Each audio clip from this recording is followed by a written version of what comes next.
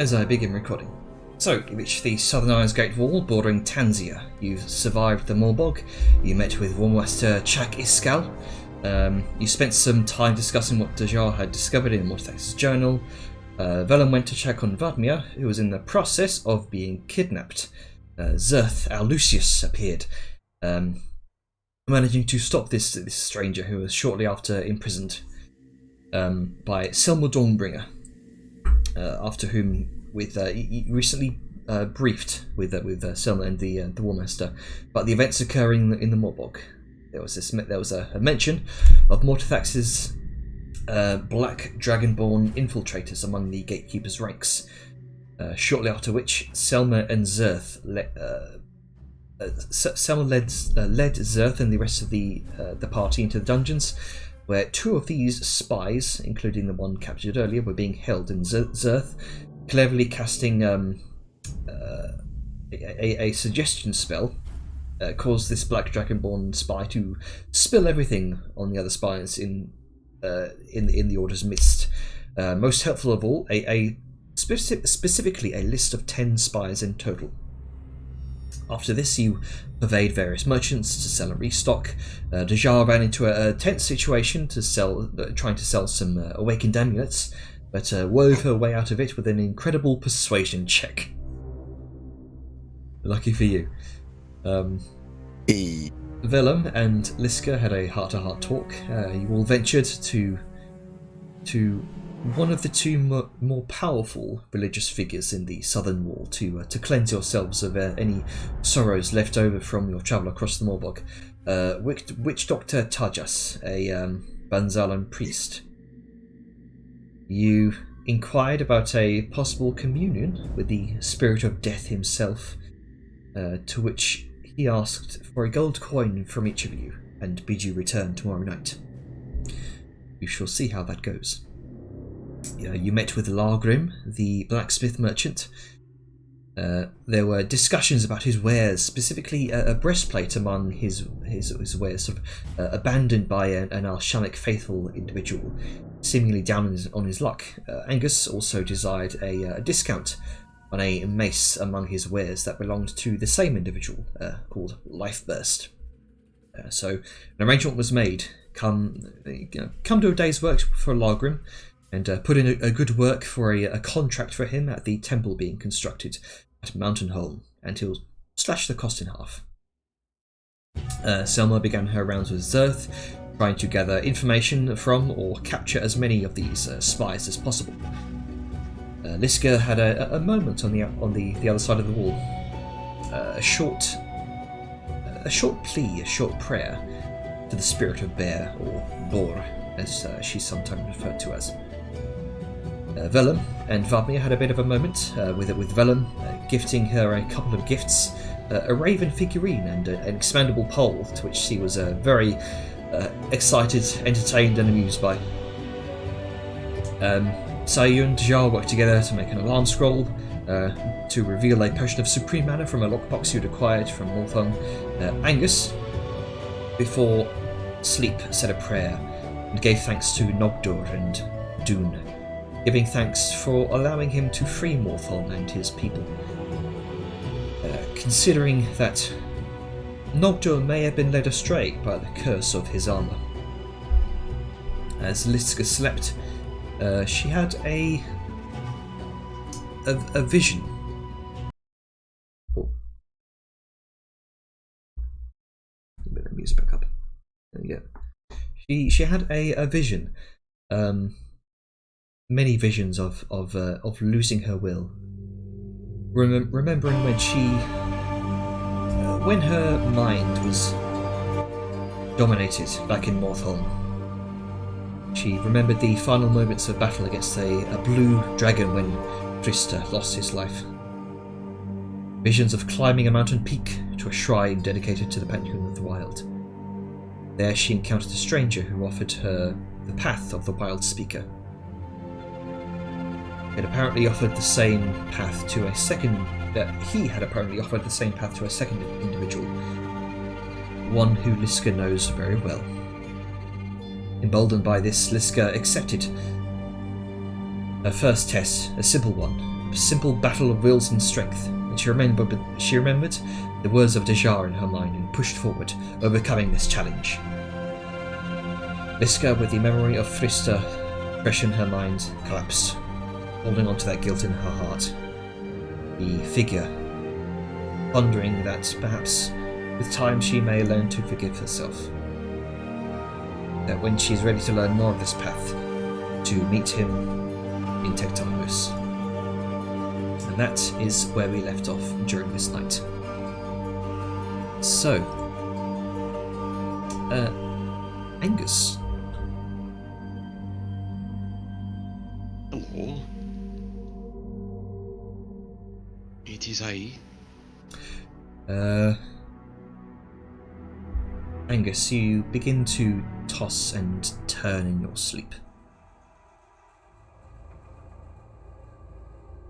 It's a restless night. The mattress is grainy, as if someone has spilt sand and gravel in it. They'd only just swept it clean, but left remnants of it. And every time you sweep it out from underneath you, there's still more.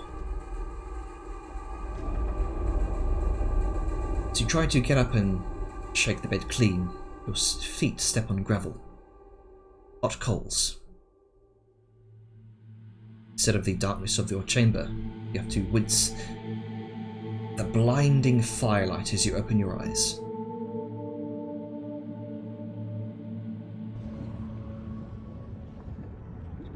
Familiar sight before you. It's place again. A massive subterranean chamber. You find yourself awakening upon the shores of that same lake of molten iron. Seems to extend for hundreds and hundreds of feet. The ceiling extends forever into this orange haze of smoke, like you're at the bottom of some tremendous pit underground. Again, you wear nothing, the barest form from when Helgen and Grenick first forged you.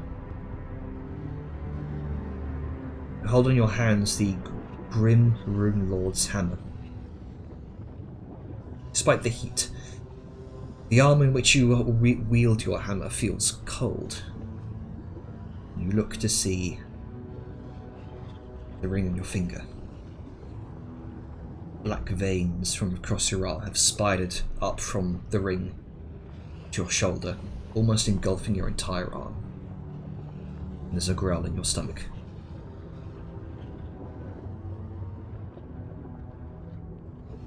There you can see a small island in the centre of this lake of molten metal, and you see that familiar large figure that sits leaned forward in this contemplative hunch atop the throne, motionless. And you see that path of tessellated solid brass chevron shapes leading from the shore towards it, broken halfway through, where you stopped previously. You see statues of dwarfen figures now familiar to you on the other side of this bridge, which is incomplete. And upon each of these chevrons is these small plinths upon which is engraved, each of which is engraved a rune. Each of them glow a divine blue where you struck them.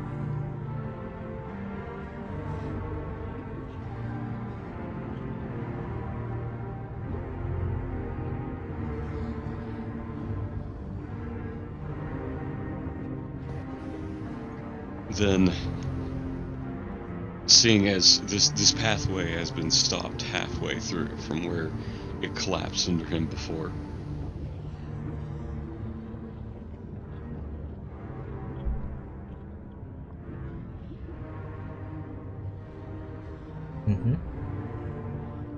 Oh, sorry, I couldn't hear anything. It was just silence, but you were flickering on. If that's the case, he will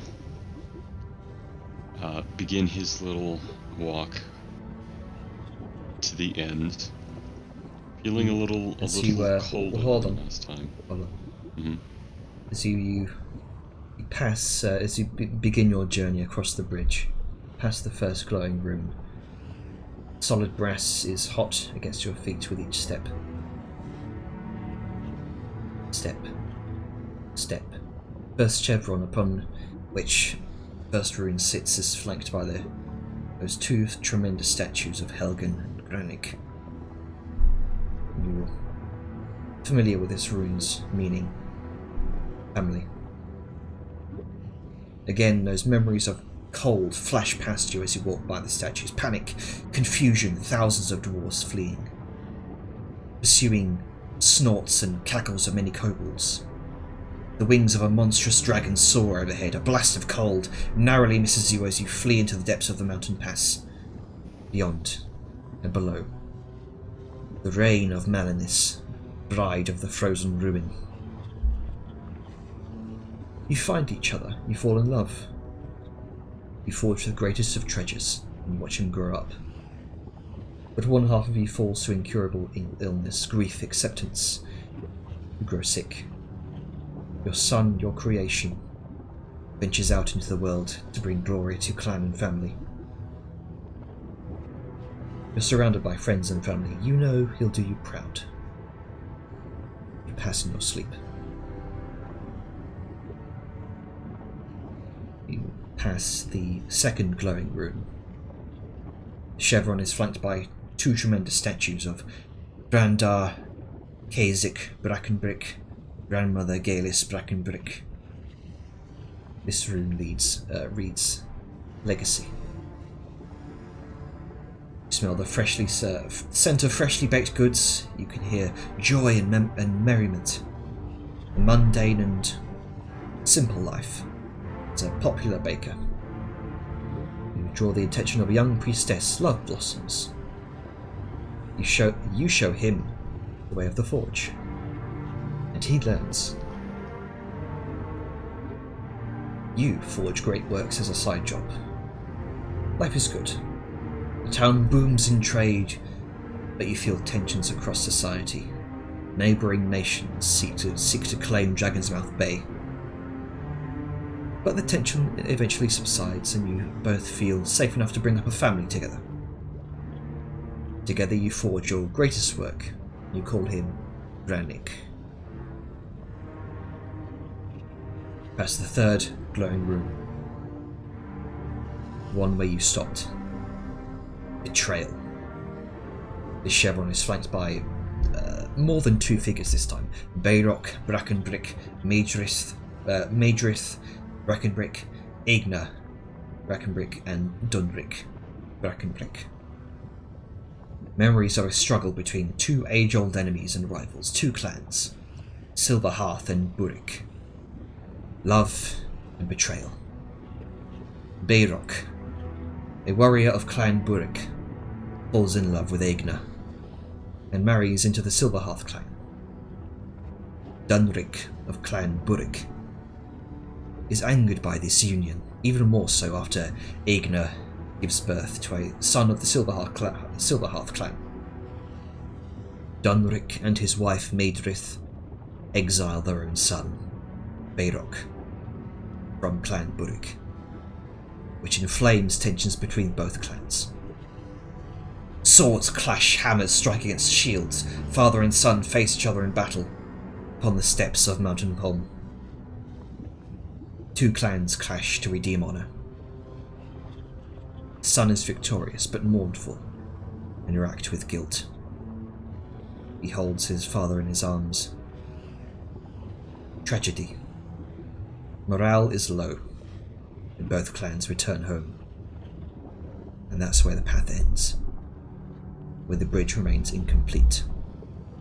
The betrayal rune fades, dull, dormant. What do you do?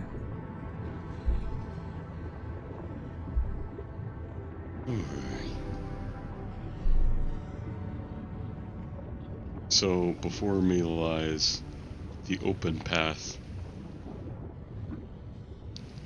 There's the sort of emptiness of the lava expanse here at the end of these two statues. Yes. And if I recall, I had been striking the hammers against each rune Well, I was striking the steel.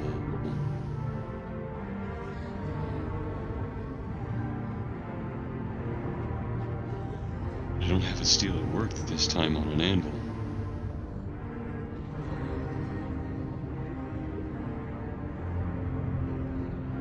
So part of me feels confused for a moment. And then I'm gonna think. I assume is the anvil here again? The anvil is here. It is part of the plinth before you. And atop that anvil, you can see that faded rune.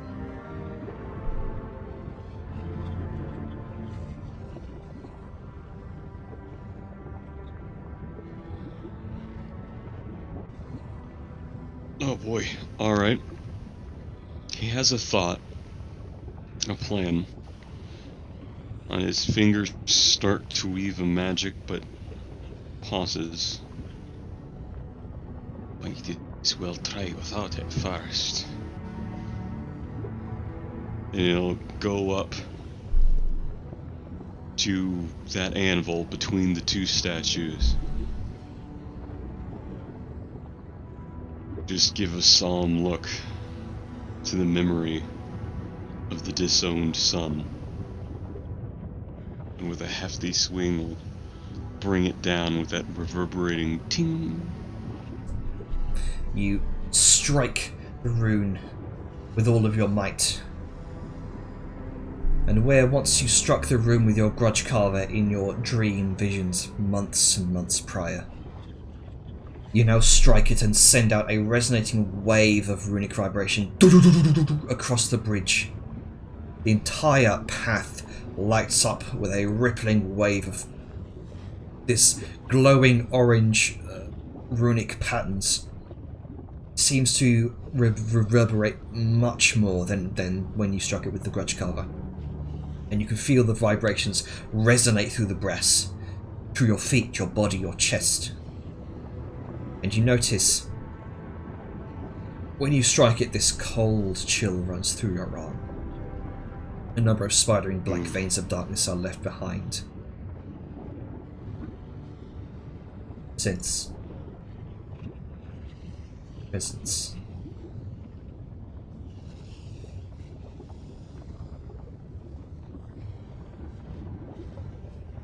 A presence. About me?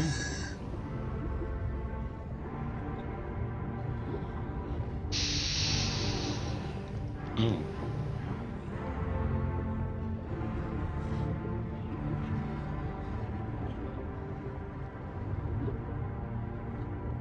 Just sort of a wide eye look at it. The black veins left permanent in his hand on that arm. And you can see they've spread to the rune on the anvil. It's a small spidering black mark.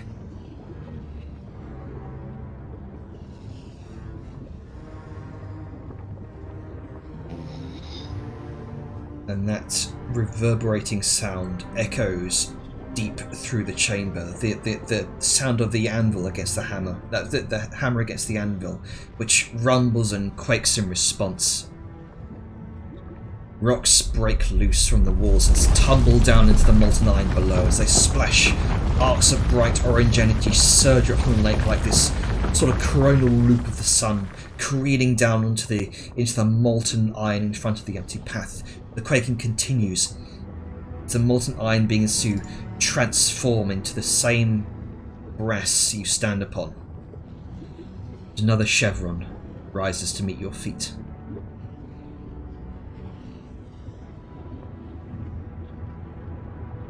And a plinth forms before you.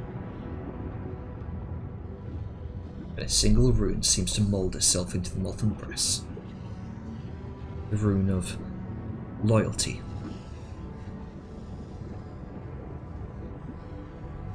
And another 2 generations of dwarves, wrought in solid brass flanks on either side of the chevron, 4 in total. Breedith Ingotfire, Avik Brackenbrick, and Grismere Kragut, all of Clan Burick. And finally the 4th, Mazog Brackenbrick of Clan Thunderbeard.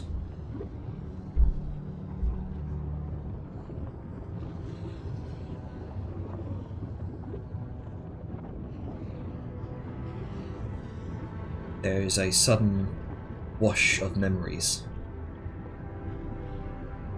False High King, the usurper, has taken the throne. Many clans once loyal to the throne have fallen into outright rebellion. The throne has become a symbol of tyranny. You are Mazog, an Iron Guard, and you've been seeing signs of resentment towards the crown brewing within Druvenholm for years now. A fiery revolutionary wishes to topple the ruling clan. When you flee your home of Druvenholm towards Mountainholm, you meet Grismere. You, Grismere, are a stubborn, no-nonsense war priestess with fire in your belly. The revolutionary and his army attacks Mountainholm from below. Attacks Doonhollow from below and overthrows Clan Bronzeheart. You both despair and flee underground. For you form your own resistance movement. You meet with other like-minded clans. And love blossoms. Together you forge Havik, your son. And Havik, unfortunately, grows up knowing little beyond a kingdom divided. Farinholm is the last bastion of freedom beyond the tyrant's grasp. You become a resistance fighter, a warrior. Eventually become a mountain guard loyal to the Bronzeheart clan. Bredith, you are a loyal handmaid to the last descendant of the Bronzeheart lineage. And you meet Havik, a spark. Many long years are spent together. Havik leaves. After many costly battles, the tyrant has become paranoid, sickly and weak. Now is the time to strike against him. Havik leads one of his many battalions against the tyrant's forces. Swords and hammers swing, much dwarfen blood is spilt, brother against brother. The tyrant is overthrown. Bronzebeard retakes its throne. But there is much to rebuild.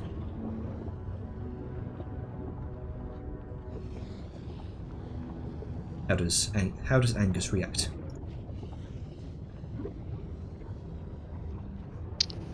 He doesn't even step towards the anvil. He looks at the two and the flashes and the visions and looks at his blackened hand and the ring upon it.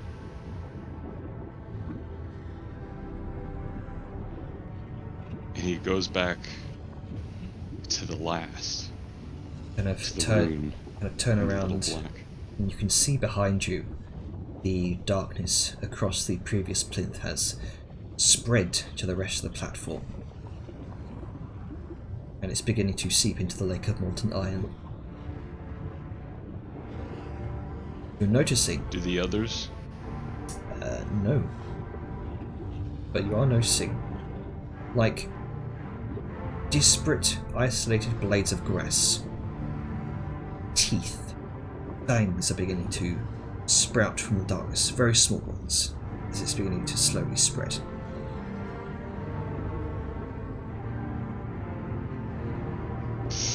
Oh, he does not like that.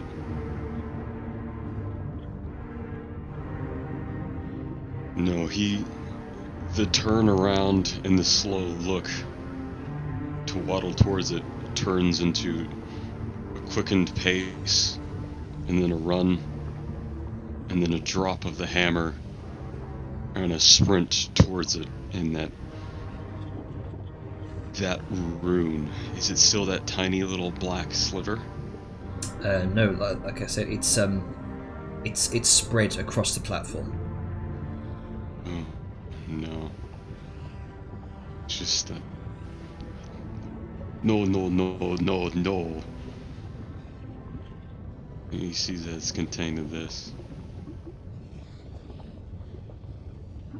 This is what I bear. It's not for you. You've done nothing.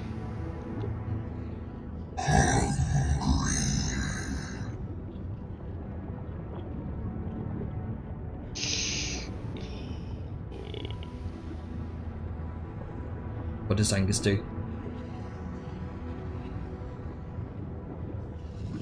Just, where are you? There's no response. Show yourself as he stands and turns about the platform. As it spreads towards your feet, is a chilling cold. And perhaps to remain in the shadow would be a very bad idea.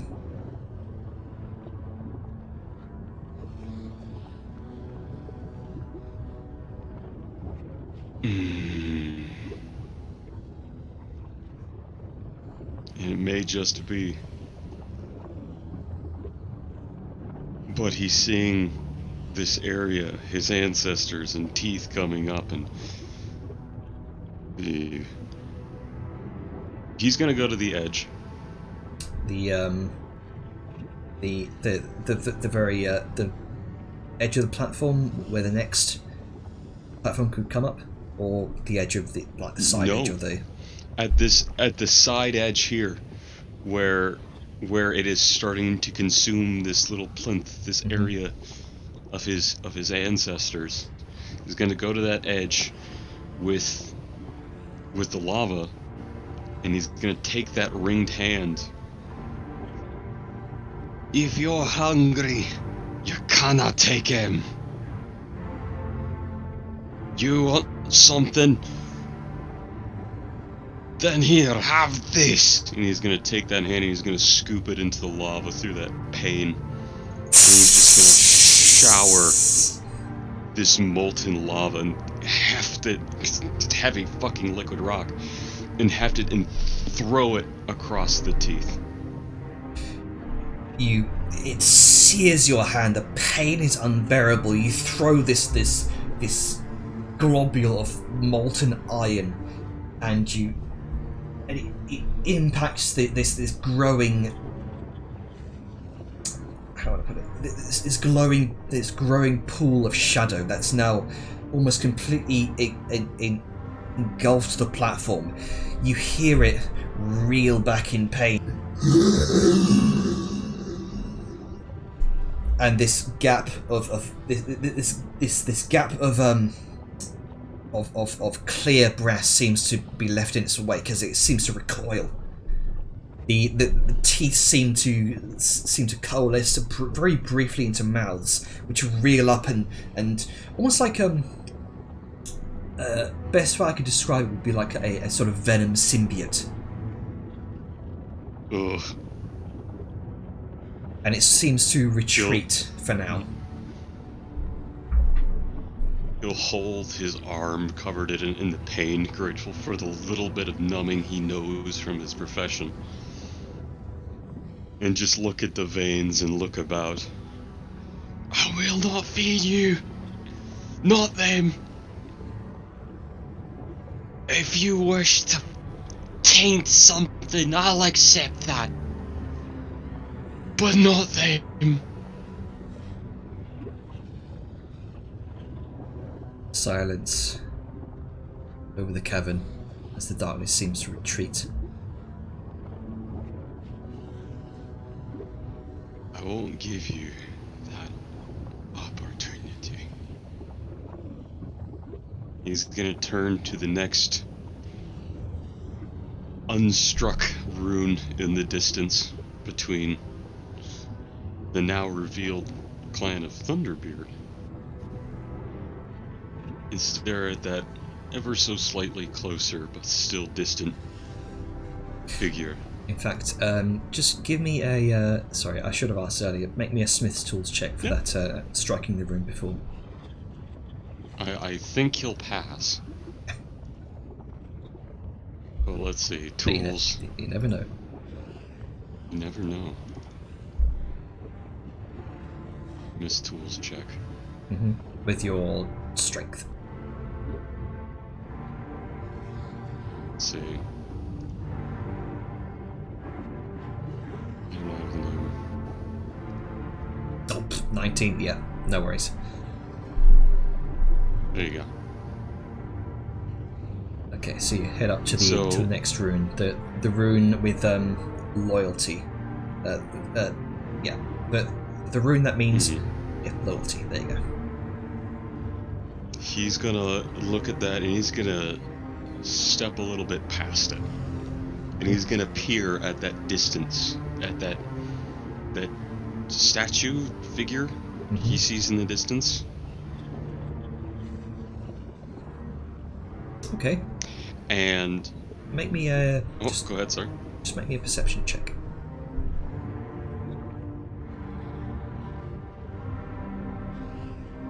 Perception. Yes.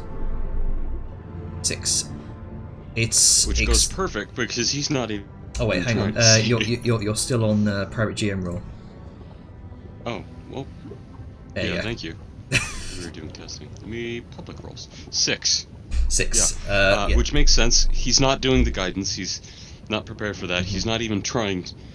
So that's perfectly narrative. It's incredibly difficult to see through the smoky haze of the molten metal. And the pain of his arm is distracting. Indeed. It all makes sense. Then he's just gonna shout out, "Not like this! I don't want to see you if it means that! I'm gonna fix it! I'll find my way home, but not at the cost of everything that makes it so."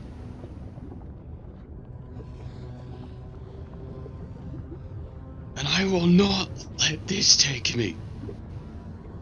And he's stepping past the rune, and he dives his arm into it again, and against every single make a Constitution saving throw. Constitution saving throw. Save. 23. You grit your teeth, bear through the searing pain. And what does Angus say? Or do? I will be back. I'll find my way here through silver, not blackened ash and teeth. And he's gonna pull himself into it. Alright. And embrace that silver powdering death. Alright. You dive into the molten iron, and you begin to hear nothing but chattering teeth.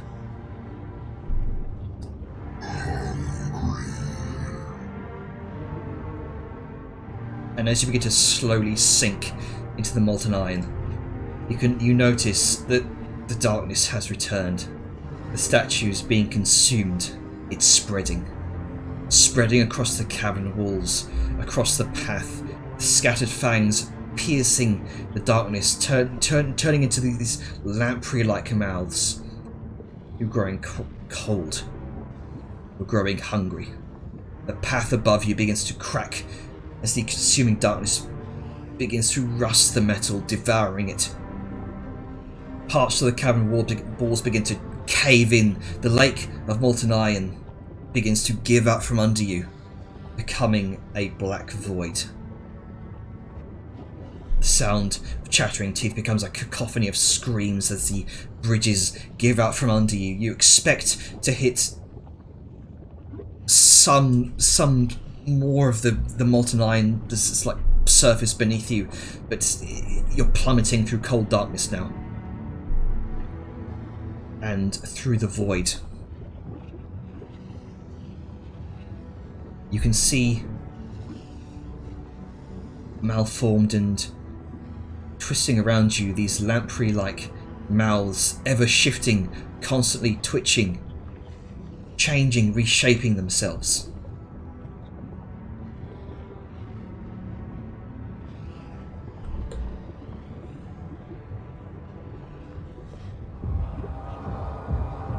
This small... Oh, this is nightmarish.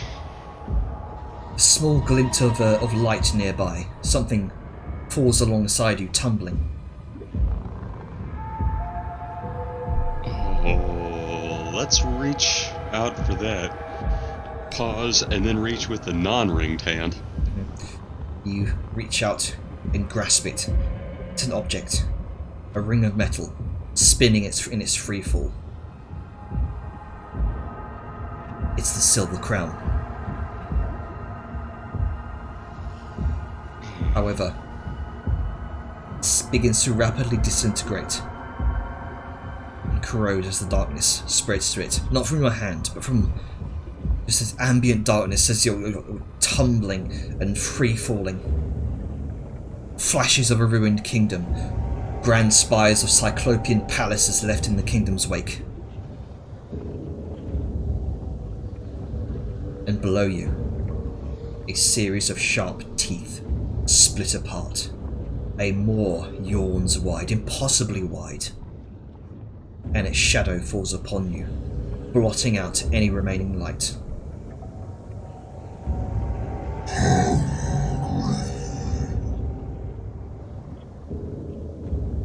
You plunge into blackness, and it swallows you whole.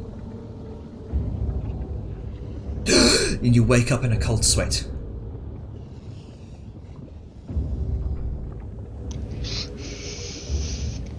He wakes up as he was falling, in a terrible scream, in a mixture of sadness, unfelt fear before, and just frustration. Just...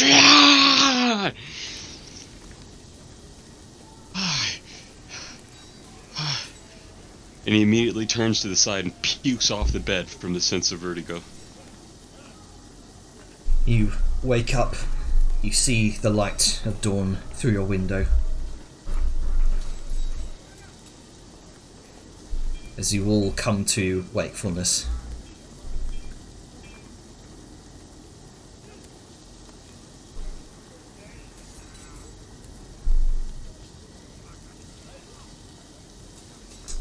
Whose room is next to Angus, actually? Well, I don't think it was ever decided. It was not. No, I guess it wasn't. Alright, Jim. You get to choose. Actually, I have an idea. Mhm. How about I go for it? Yeah. Yeah. Who's the unlucky 1, sods? 2, 3, 4, 5. Also, welcome to the 6. Nightmare Gang. Actually, yeah, 1, 2, 3, 4, Should be a 5, D5, shouldn't it? 6. Roll 1d6. Grunker, Yeah. you hear Angus screaming in the early hours of the morning. Okay. I'm gonna scream with him. So who's next to Grunka? Yeah, who's next to Gronka? Also, was Angus on... Liska. Liska's next to Grunka. Liska joined in the scream. Also, another question. Who's on the other side of Angus? Yeah. Is Angus at the end of the row? Yeah, we'll Where's say, he sandwiched betwixt? we'll say Angus is at the end of the row. Actually, you know what? Angus is between Liska and Grunker. There we go. Alright, that works. Fuck it. And Why then not? Grunka starts screaming. The Liska's wall are just- gonna hate us. So, I imagine this is very... I imagine this is very soft given that we have stone walls, but Yeah. Liska like has her own thing that she just woke up from, Mm-hmm. and then she like hears Angus screaming, and she's gonna be like, In fact, considering Sayan's insane passive perception, she would also hear this. No one is safe. Alright. So Please it's get fair to described say the only first. people that don't know are the two people who would be up at the ass crack of dawn praying. I think they're busy with something else. But yeah, Liska, describe first, then I'll go. Liska's gonna she's gonna essentially kind of get up, be like, "What the fuck?" And she's going to just walk over, grab the Slayer's blade. She's just in her, like, she's in a fortified wall. She's finally able to take off her armor and enjoy sleeping without it. And so she just is under her clothes, and she gets the sword, walks over, and like slams on Angus's door. Be like, "Angus, is everything okay?"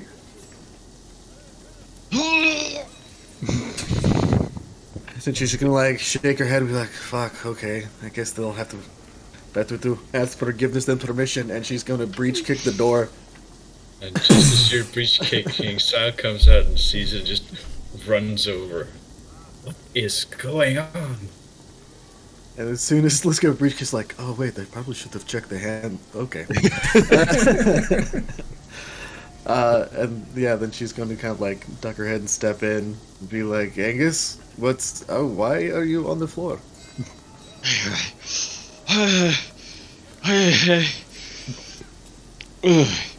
Where am I? On the You. Oh. You I need okay? help. well, No. I'm okay. No, Well, I I'm can not. get you back on your feet. Are you? Drunk is asleep again. It's someone He else's just problem. woke up and screamed and fell back He asleep. woke up, It's not my screamed, and then fell asleep again. He screamed himself to sleep, as most goblins do. Yeah. Into his lungs and all the oxygen in his brain. Yeah, he just screamed Screamed until so hard he passed out. Yeah. Sounds plausible. But yeah, Liska's gonna come and kind of pick him up and put him on his feet. Like, okay. And Doing- Sal prejudice to take the puke away. Just Thanks. Yeah, he absolute fucking terrible sweat. Mustache drooping, eyelids open and bulged. Fucking terrible condition. He's just like doubled over, trying to get up with Liska's aid. Oh, You look like he's shit. gonna hold up his arm, trembling and shaking like an old man with a nerve disorder. Which, by the way, you can probably see it now with the rest of his armor off. He does have slight tremors everywhere, but this hand is so much worse. This is the And hand he's with gonna the ring. actually Yeah. look at that. Yeah, the hand with the ring. And Yeah. he's just gonna, like, begin stripping off that shirt to look at the arm. The arm, the veins of the arm, sort of spidered all the way up to your shoulder, almost past it. Those black, sickly-looking veins. That doesn't look good, Angus. no, that does not look good at all. I think we should probably go get that checked out right now. Do you think that witch Yeah, doctor is he's- accepting this early? Oh, yeah. I need a Druidic temple.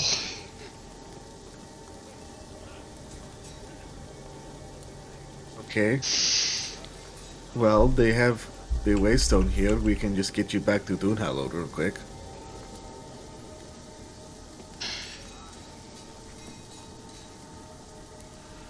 Right. We should probably Maybe best. Jenner, what time is it right now? It's very early morning right now. About 5 in the morning, actually. Oh, that is before the Sunfolk get up. You are gonna get an Angie Vellum. Baby.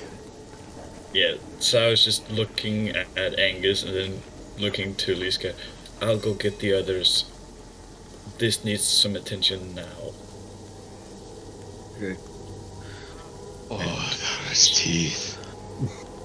And Q, Sao just banging on people's doors.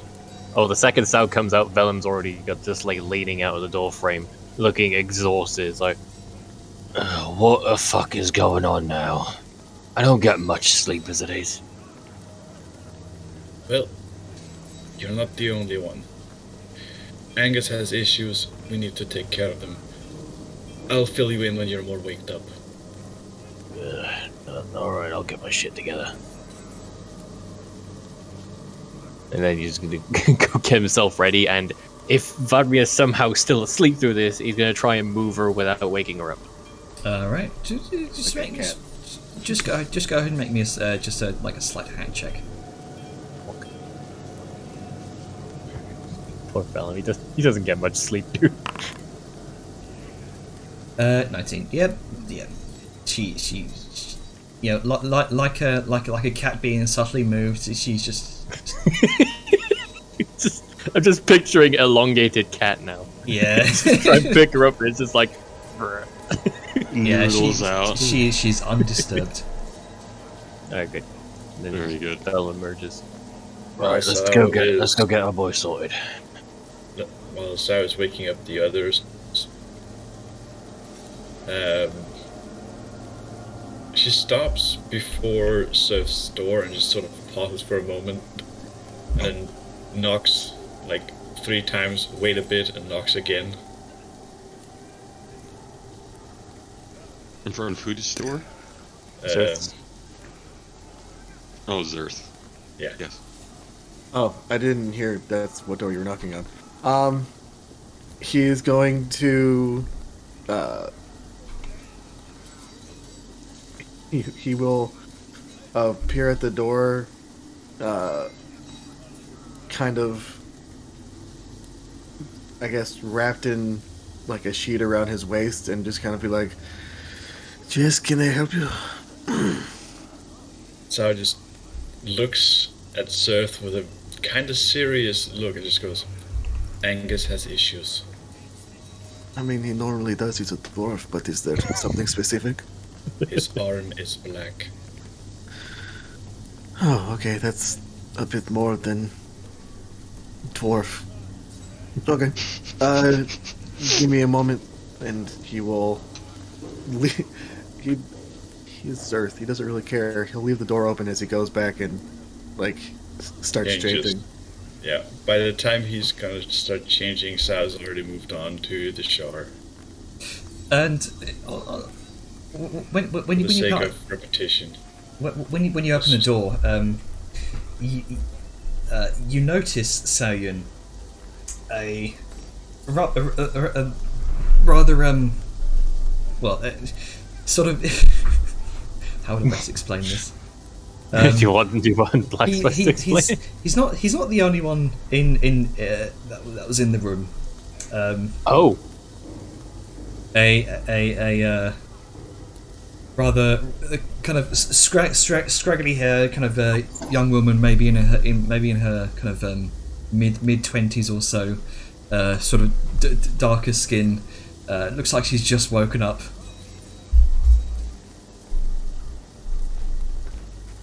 Is this at Surth or the shower? Zerth, I think. This is Zerth. Yeah, I was about to say, if it was Zerth's the jar, I'd be very confused. Yeah, what the fuck? No. The jar has got a friend. Yeah. Sao has sort of already figured out the kind of person Surth is in terms of that, so it doesn't bother her that much. But she's a little busy right now, and that means Sao's not really paying attention to whatever extra company Seth has. If it's 1, 2, or 4. Yeah. This is just. Oh, I'll unpack that later. It's just like typical Zerth.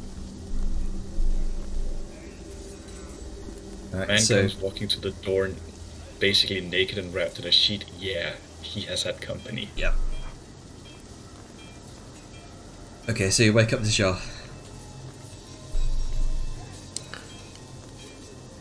There is no response in the room. Now knocks again a little harder and calls out, "Jar!" Again, no response. Oh no. We grab at the handle to check if it's open or locked. It's not locked. I don't like this. So I was gonna open and have a peek in. Oh no, she's shedding. No, she did that already. You'll notice that in her room it's empty. He's not there. She's in Zerth's room. Wait, no. Sorry, Pointing to with you. that's concerning. Just sort of taking a moment, thinking about the options. So I just. Half the time you disappear a little, Noodle. Okay? I'll find you later. And so sort of stops before Grunker's room and then just moves back to Angus and Liske.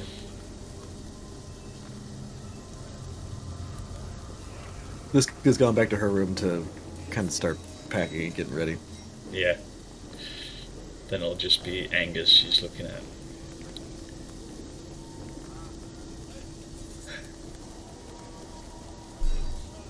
Alright, so. Alright. Oh, okay. Most of the others Perfect, have isn't been it? woken up. Most of the others have been woken up. I will ask you straight up before you tell anybody else. Has this something to do with Morphorm?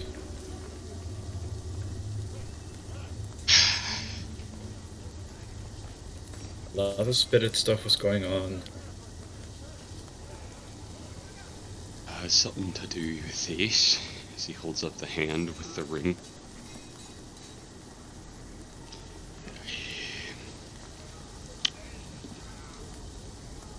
You know any sort of history of Malin? The Kings? Can't say I do. You remember how Liska were some things that are cursed and we had to fight the toothed slug gorilla looking thing? Mm-hmm. This is the same marine. There's a look from Sao. It is not it's not blaming him, it's not disappointment, but there is a visible look in her eyes that is telling him,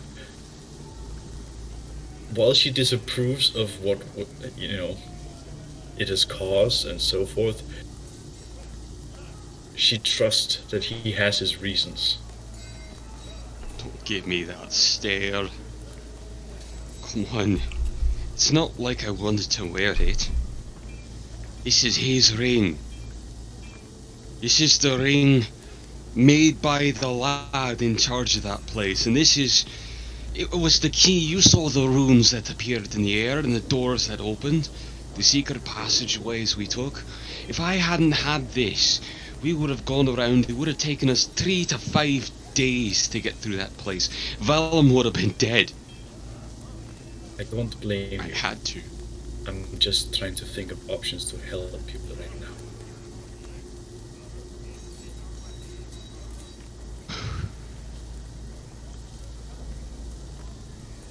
See, Help that the shard is missing currently. Oh, great.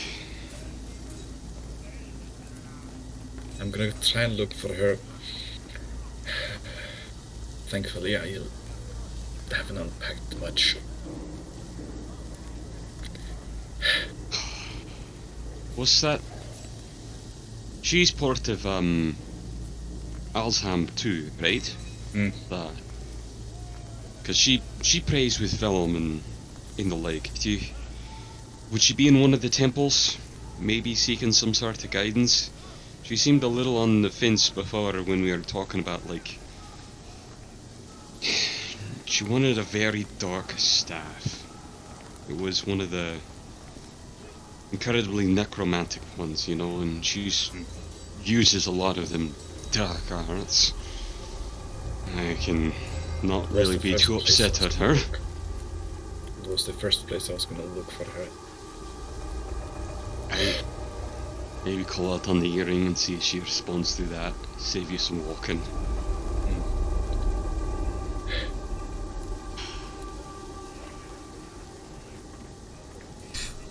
So, we pan over to Dejar, shall we?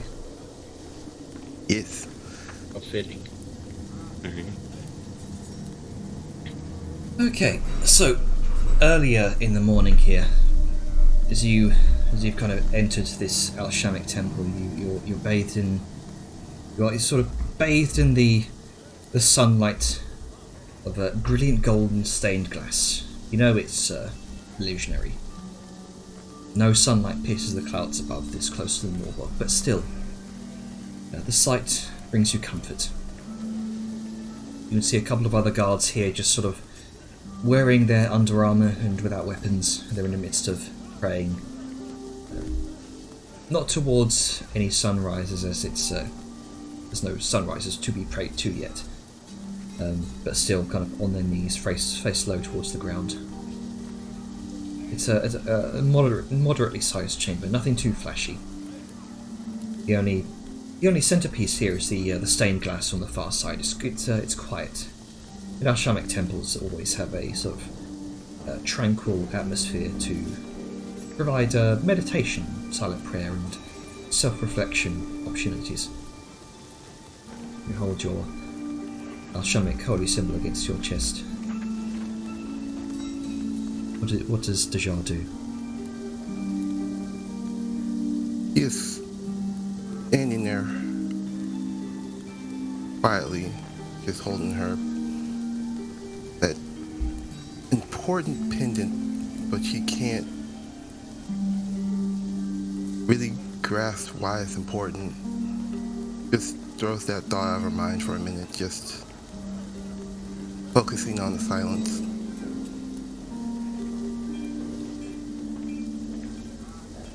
Okay. After so good.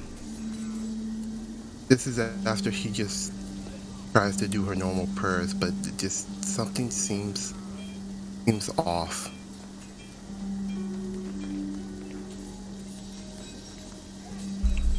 Like he don't really belong here. Or he lost a piece of herself. He doesn't know which it is. It's just like a gaping hole in her chest.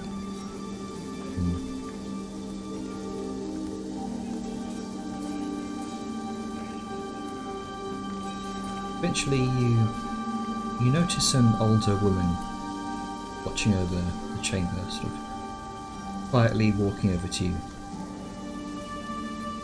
She's dressed in this long, simple red, white and gold robes, olive sun-withered skin, a white headband, raven hair tied up into a knot.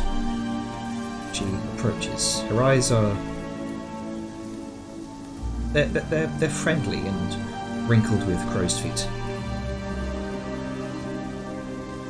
After a moment, she kind of sits down next to you as you're sort of coiled in a sitting position. The Sun Father rarely speaks to us directly, child, but we know him through his works. What troubles you?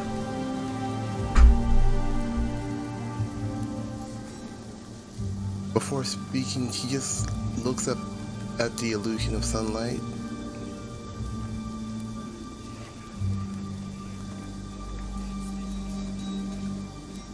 breathes. I killed many that were deserving. They few. I killed too many that were not. Their screams permeate my dreams.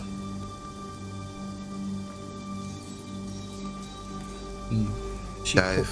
Oh, And before he even starts with the second one, he grows quiet.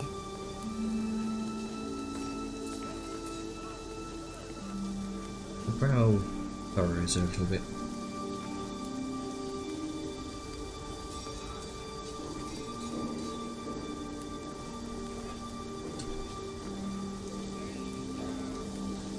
Hi.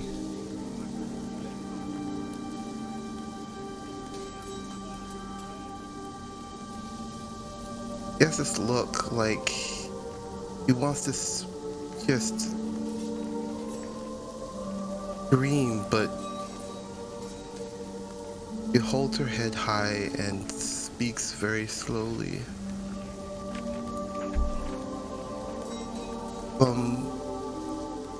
Her sister, she remembers a obsession, over an obsession that he has given that up.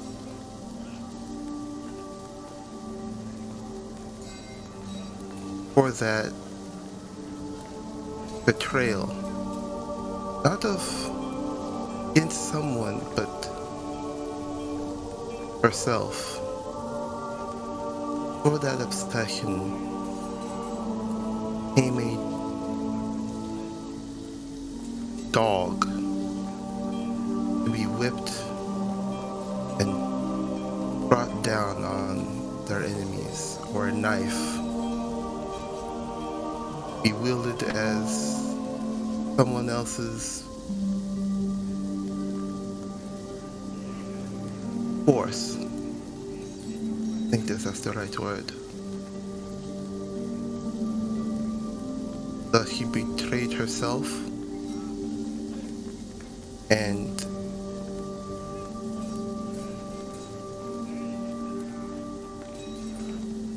broke a promise, one that she should have never made. Do you feel guilt for this?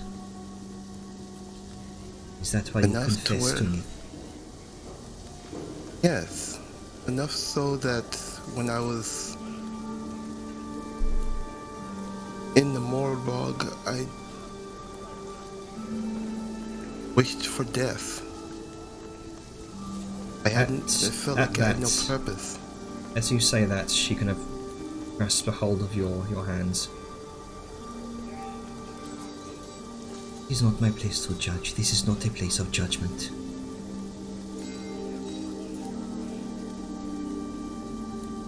It is not unusual for and she kind of looks down to your holy symbol. for an Alshanic faithful to stray the path. Keeping to the tenets of the faith can be difficult, but that is the path of self-sacrifice we must all walk as his children. And it is clear from your experience you knew deep down that what you did was wrong. You say you were made to be used as a dog. You worked for people that, from what you were saying, did awful things to other people from the darkness. Correct? It not.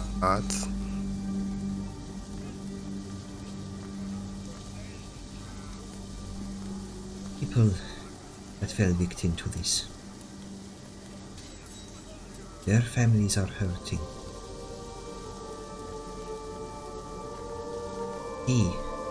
She kind of looks up towards the stained glass windows. He only asks that you put yourself in their shoes.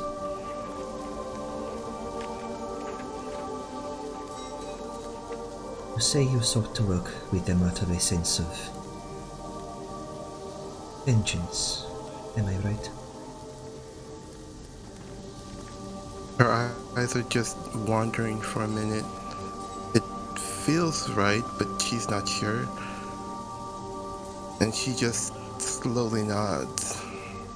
Her eyes now looking directly at her.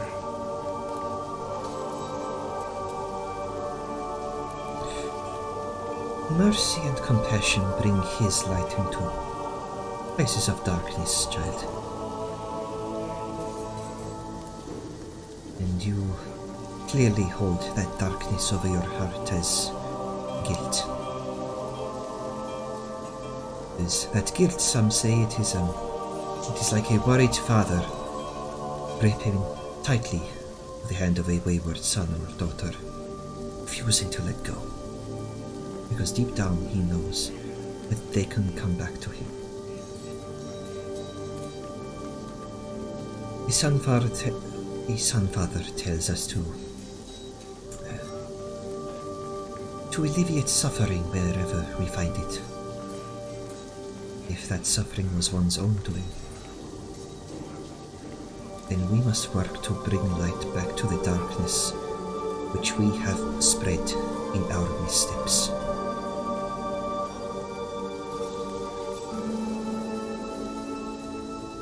And she kind of grips your hands a bit tighter. It is wise to temper one's darkest feelings when being watchful against evil, lest the darkness tempt us towards that path as well.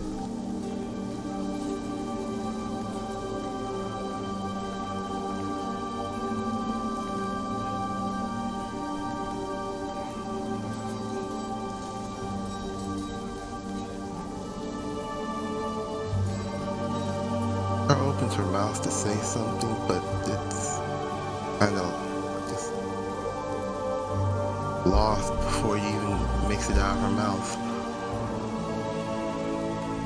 She looks to the ground and then asks,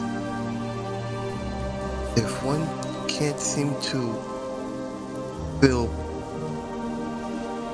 at home in the light, can she not be at home during the twilight or the dawn?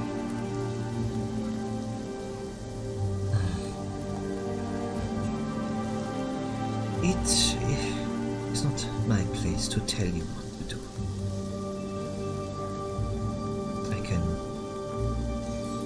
I can only offer lessons from my own experience. See, long ago, in my youth, far before I saw his light,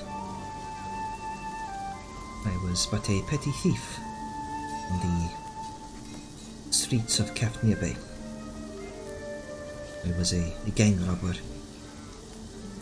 I stole from who I was ordered to. I was violent to those who resisted because I was ordered to be. Eventually I became involved in a protection racket, intimidating a small family business struggling to get by. Refugees from Niobe. I refused the gang's orders and I was beaten and punished for it, nearly killed. And I wanted vengeance with every fiber of my being. And when I eventually had the gang's leader at knife point, I couldn't go through with it. It would just be another gang killing. And those we had wronged would get no justice. I worked tirelessly to fix the wrongs dealt out by the gang I was part of. And eventually, those I helped paid me in kind. And together we brought the gang to justice. And as they were thrown into shackles, you know what I heard from each and every one of them? Not just the What? older. What did you hear? I was just following orders. What I heard. Not just from the older of their ranks, but also the young and easily influenced. And those words can be used to justify many awful things. It was this path of trying to right my wrongs that led me to Asham's light, and I follow him ever since.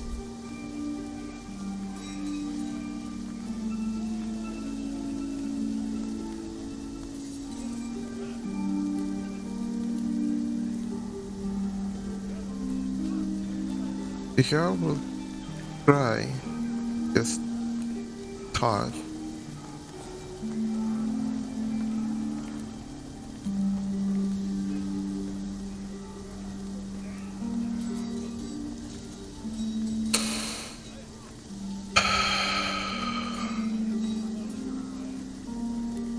Takes a deep breath and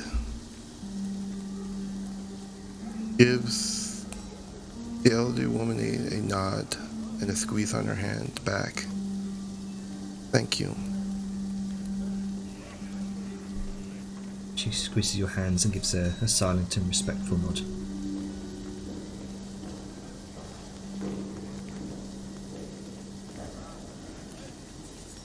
I hope I have reassured you.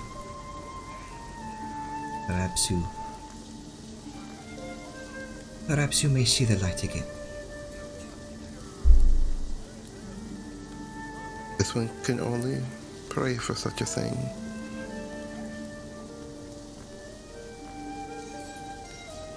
I have every confidence you will.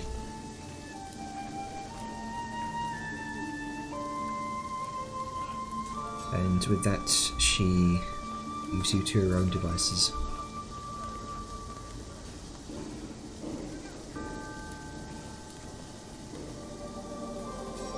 And if she left, she would have just been praying to Alsham at least for a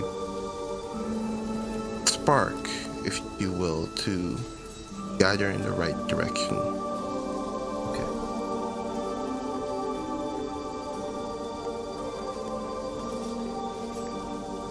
So, eventually, you notice as you're kind of finishing up your prayers in the morning, Sayun peeks her head around the door. And Sayun, you see Bajar. Bajar's finishing up her morning prayers as well.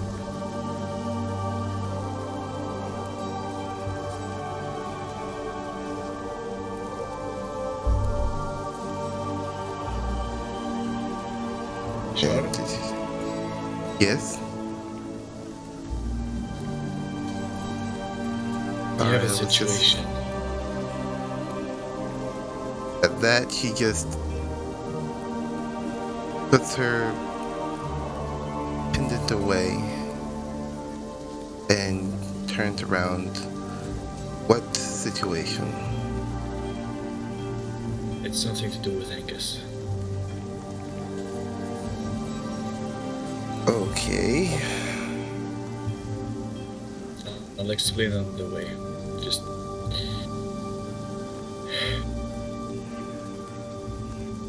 we may have to leave for Doom Hollow for a while. Alright. I haven't unpacked much. And Except for as they're like 2 walking, books. and as they're walking back, Sal will sort of explain the fact that Angus woke up screaming bloody hell, puked on the floor, and one of his arms is more or less entirely black with veins. While Dujar was listening to her face is an almost blank expression. Her eyes roving as she's thinking, and upon hearing about Anx's arm being completely blackened, she's feel like almost a light in her eyes at hearing that, and her face seems almost grimaced at that.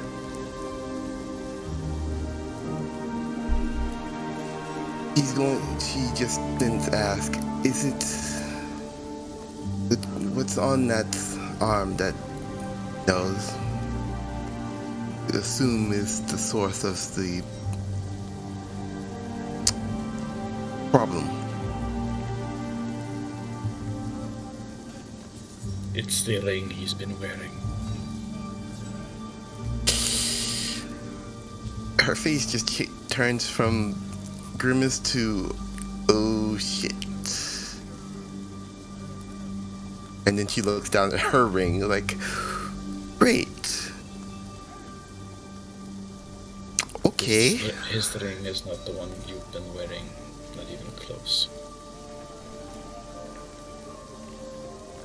It's the ring we picked up long ago. Okay, that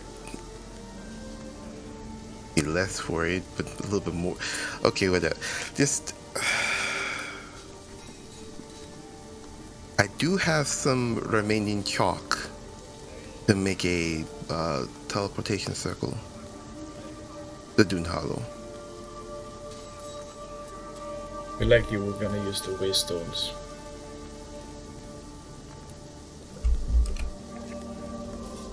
But Alright. Jar, I'm scared. You have every right to be. That's... Ooh. I've only read of curses. Never read of something like this. Now just slowly looks to the Shar. I have an inkling as to what it could be, and I don't want it to happen to him. The fact that Val said that, just have a look in her eyes, like her iris is just shrunk to like needles. And it's not accusatory, it's more like, woman, what the fuck you've been going through to know shit like this?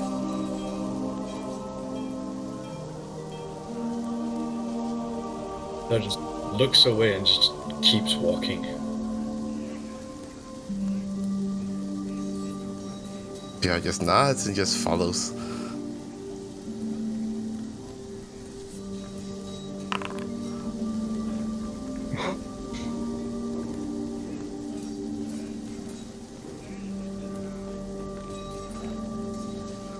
So I have to ask, what did you waste that crit on? About Liska thinking about all the things that we'd be fucking up if we leave right now. Ah.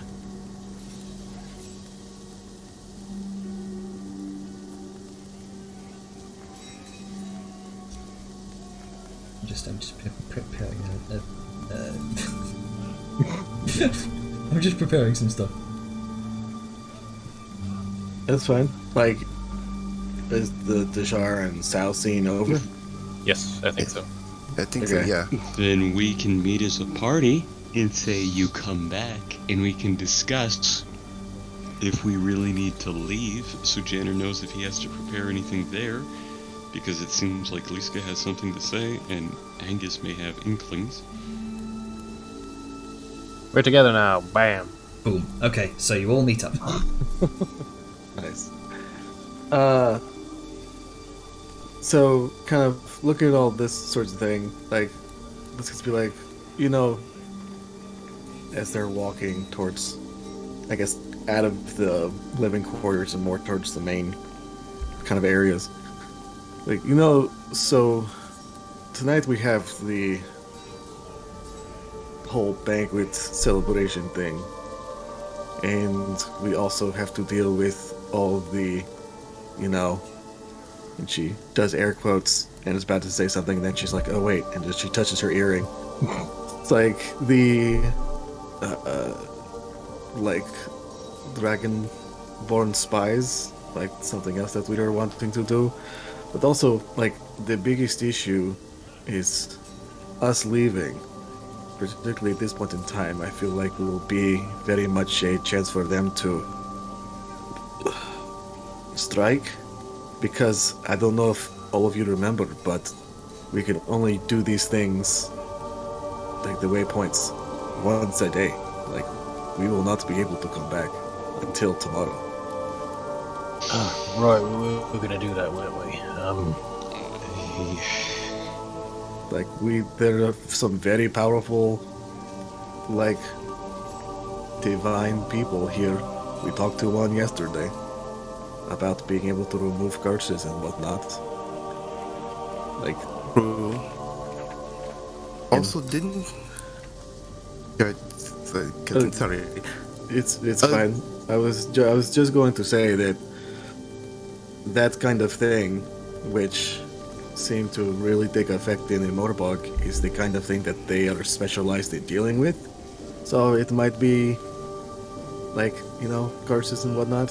They seem to be specialists in getting rid of them and removing them. Yeah, follows up with, also, aren't we supposed to be talking to a Bazalan priest about doing something tonight? Seems counterintuitive to leave, and then kind of missed that too. Yes, we did want to talk to Banzala, or well, you guys wanted to talk to Banzala, and standing up as priest probably won't help us. I don't think so. Right, we'll get Angus around the holy folk, see if any of them can do anything. Yeah. It's not like we're short on capital, We can shop around. First stop might be any dwarven ones. They might have a better idea. Are curses different if they're from different things? Like, do you do different spells to get rid of them? It might not be that different, but it is the manner of a curse that usually changes depending on who casts it. It is like how two blacksmiths can make the same sword, but in very different ways. Yeah, but you still break the sword the same. It's essentially the same. Or you can break it one of 5 different ways. Honestly, yeah, but so. if one works for all of them, why do... Okay, fine. You magic folk with your fucking differences. Sure, do your thing. Magic's weird. Let's just look. Look, it's complicated. I barely know how it works sometimes, so... I mean, I use curses, and I know how to remove my own curse. It is kind of simple. Like unwoven a tapestry, find one string and the entire thing collapses. So, can you then remove Angus's curse? I can give it a shot. I only know how to do with my curses, so... Out of character, do you have remove curse? I do, actually. Okay. Yeah. Okay, so... Didn't know if we were going from fucking hypotheticals to actual mechanicals here. Sayun, Liska... Yeah. Everyone but Dejar here. The last time you attempted this in the the wine cellar of the Dune Hollow Palace. Fucking Slod showed up. Yes. Mm-hmm. And we kicked its ass, yeah. Yeah, we need somewhere suitable for kicking its ass, though. I think. It's just immediately gonna say, no. a terrible beastie pops out and we don't need to bring that here. Not now. Not with all that's happening.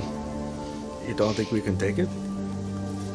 We took the last No, one. we might be able to take it, but what happens in the meantime? Nothing. We kill it very quickly. Like we did the last one. How many of you was it last Perhaps. Perhaps We need it's to stronger find now. somewhere good to fight it, at least. We're stronger than we were back then. And it is too.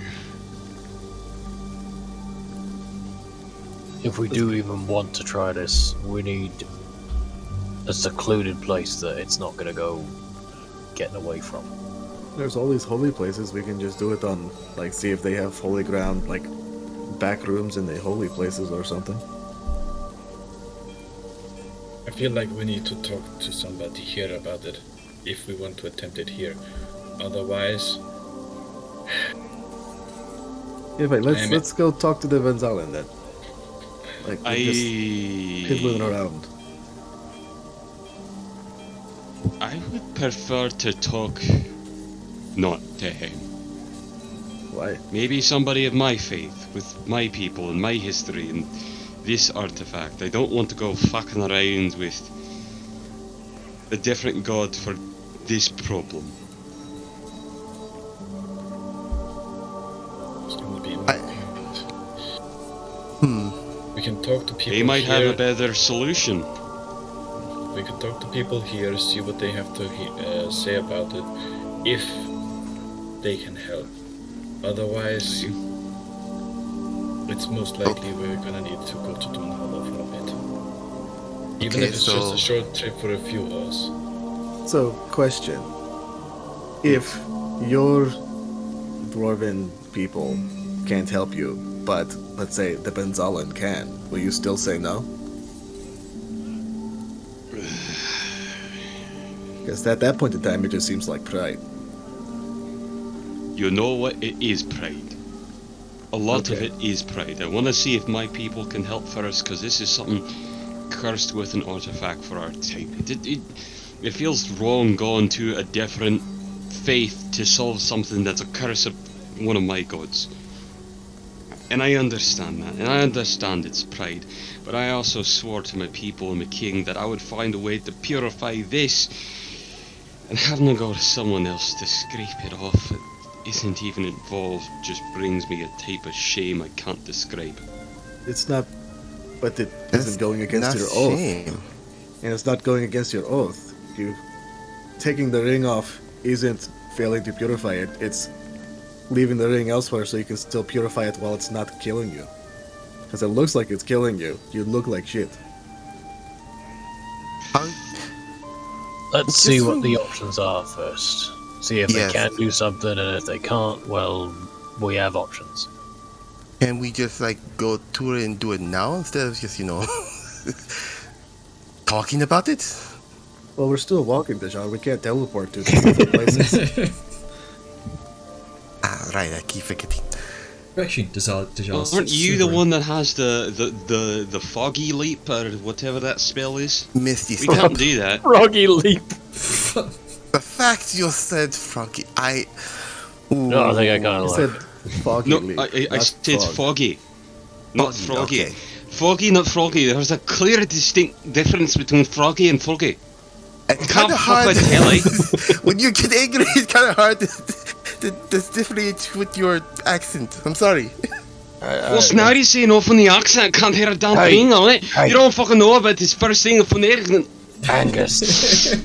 Velen's actually gonna give him like a very stern look, and just like the second he starts speaking louder, little quieter, please. They're just gonna Yeah. gesture to sleeping person. You're carrying the sleeping child. Well, it was better than waking her up, or leaving her in a room by herself. And this seemed important, so.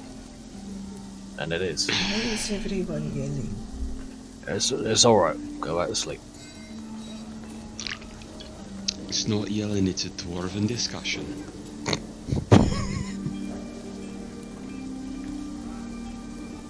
At that comment, Star just sort of cracks a weak smile for a moment. I might lose my arm, but I'm not gonna lose my humor. If I lose my humors, then I'm good as dead. All 4 of them. Alright. I think he's around this corner. You're going to the Banzalan priest? I was gonna check out the door. You said there was an area for Yeah. the Pantheon first, so he's gonna check that out and be like, "Hey, what do you know? How can you help me here before I go to somebody else?" So, there is a sort of a temple to the dwarven pantheon, the ancestor gods in this wall. It's smaller than on the northern wall, much less of a significant presence. It's a small temple about 30 feet by 30 feet. This sort of octagonal shaped domed chamber, and in the very center appears to be this large ornate sort of anvil statue. Nothing functional, but more of a sort of ceremonial centerpiece. And ringed around it, you can see this ledge of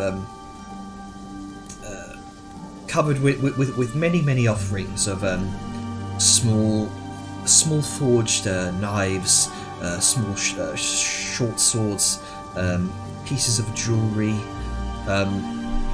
All as you are familiar with this faith, these are offerings to Doom,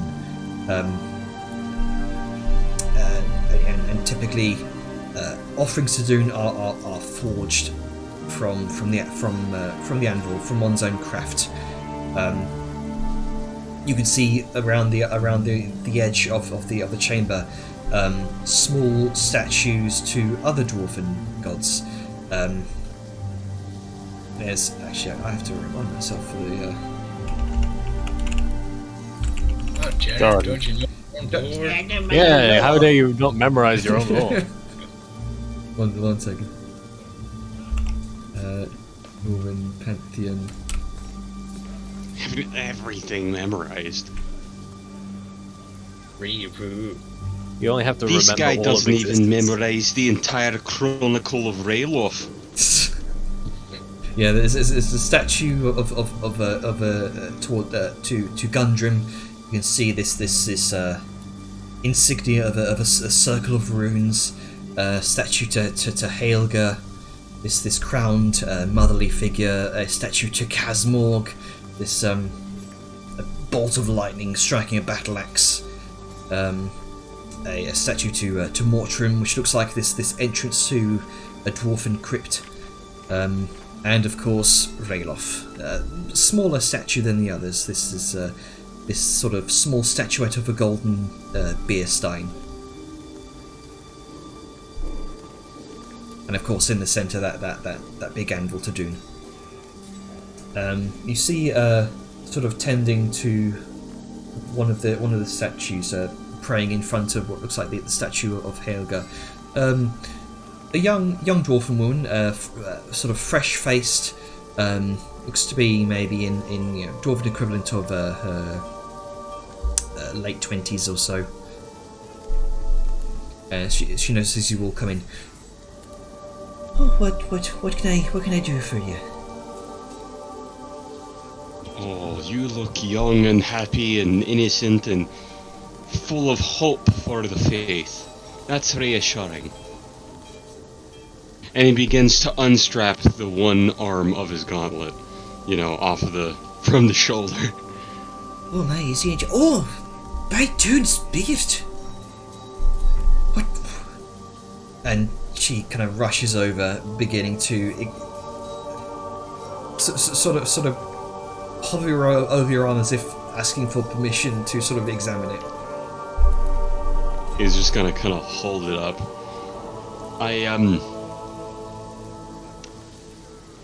I'll cut the chase. And he's gonna wiggle his finger And just in Dwarven, to not cause too much suspicion, he's sort of forgotten who can speak it. So I'm wearing the cursed ring of the Cannibal King because it was the only way to get in the Morth home to save my friend. Secret doors and whatnot, you know how we are.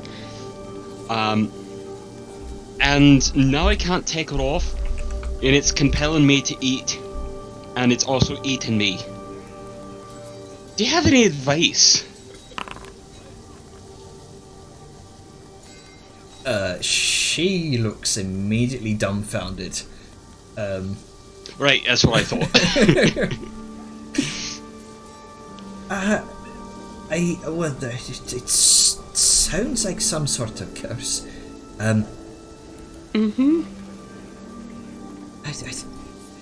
Would she be high enough level for remove curse? I doubt it. Yeah. It's a, Is she likely level 7 or 8? okay. So it's only third level. Third level. Yeah, she would have access to remove curse. So I think I might be able to do something about it.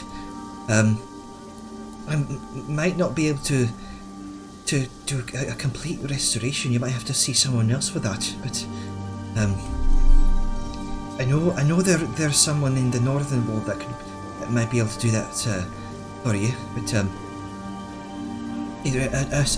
quickly sit down. Oh, are you gonna try? By the way, if you use the magic to try and take it off, a terrible beastie from shit. Where did you say it was from? He's gonna turn to Salyun. This is He's where still talking in Dwarven. Oh shit! Where did you say it was from? The sluggy. Janner, a little help here because it's been so long. It's been an entire year. Let's see And here. more since we've actually dealt with the fucking thing. Yeah. From what you were told by not Cathethics, the oh fuck, even I've forgotten the name now. The big old spider queen. Broodmother Silex. There we go. Silex. You from the great big stained glass windows that you found in her lair, and the tale she told you. You're one of the old gods. Indeed, Sladi are children of Gorl Boroth, a great big. The way it was just depicted in those stained glass windows was this torrent of open mouths and ever shifting flesh.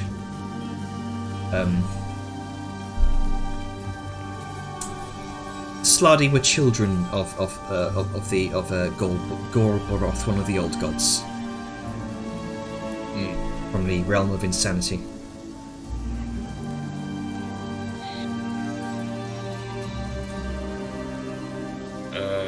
Yeah, so I will, mention that back because currently my brain is blanking out and formulating things. Oh. Well, that explains the giant gaping maw that ate me. Thou just looks down to Angus with this expression of what? It's neither here nor there. Like, Yeah. lady, and Liska's gonna swap over to Dwarven. It's like, so the thing might or might not appear. It did last time we went around, but for the way it is now, I need you to just focus on the removing the curse, and we're high-level adventurers. We'd likely be able to take care of it before anything untoward were to happen, so you don't really have to worry about it. You understand? You can. High level? I'm not sure. Oh, okay. Like, we're extremely powerful. We're heroes in our own right. We're surprised you haven't heard about us. We're a hammer strike. Do you understand what I'm saying? A higher level, like, when you go up the levels of a building. We're a higher level. We're up. It's where you put the important people. Okay. Are you saying we're more important than her just because we have the ability to do some like, what is it, 6-tier magics? Yeah, 6-tier magics. We are actual on the Malin Defense Council. Like, come on. Like, you need to. Do you understand? Right. Well, I You lambasting an old woman for not knowing who you are. Do you, A young do you woman. know who I She's am? young. Oh, sorry. Young woman. I can try to do the remove curse. If this beastie comes out, I can I can try and barricade the door from the outside. Yes, is there any way that you can bring us in to like a further room that you have protections or something on? Kind of Like a magic circle of protection against evil. Yeah, something like that. She kind of thinks for a moment. There is Any place you perform exorcisms? nothing in this shrine, this temple, but I do know of one place that might be able to service this. It's might possibly be able to do it in the dungeons.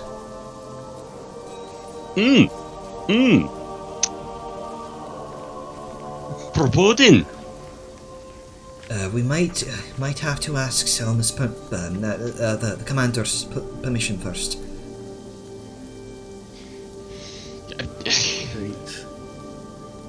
Right.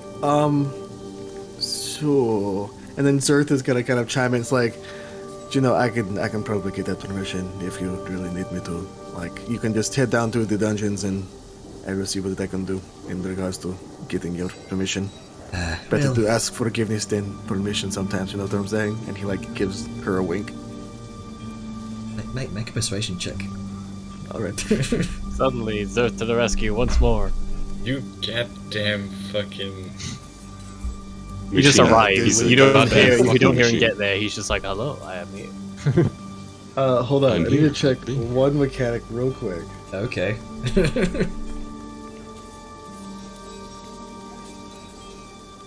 Okay. Yeah. I just wanted to check Bars, something. am I right? How the fuck did it go? 32. Am I right? She kind of That's 19. you notice a little bit of a flush to her cheeks as you wink at her. Sure, go right ahead. Of course. And he's going to look to the rest of the party, being like, okay, go do your thing, I'll be back. And he's going to turn and walk off. Word has spread already. All right. So Zerth's gonna go and do what he can to talk to. Is it?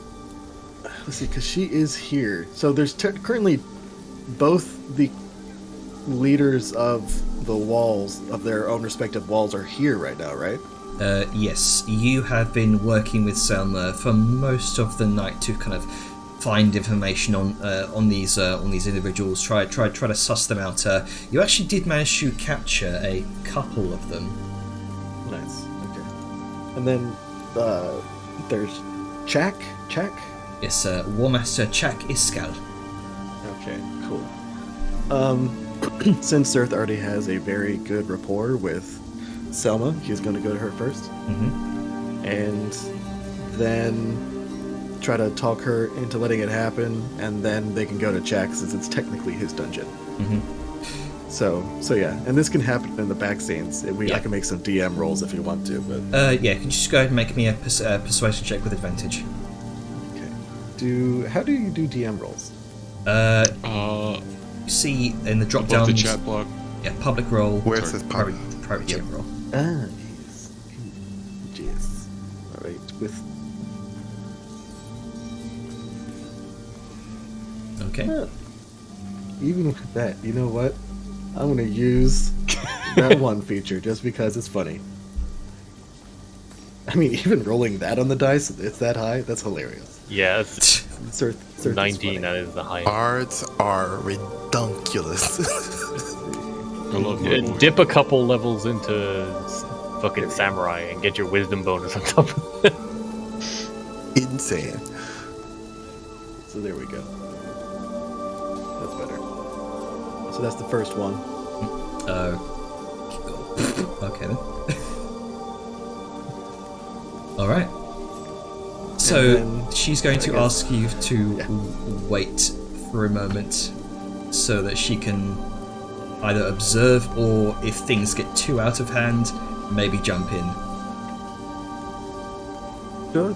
I mean, do you wish to accompany us down immediately? I was hoping to go to Chak, since it is technically his dungeon.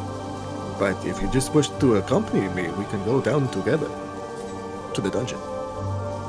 We'll speak to Jack first.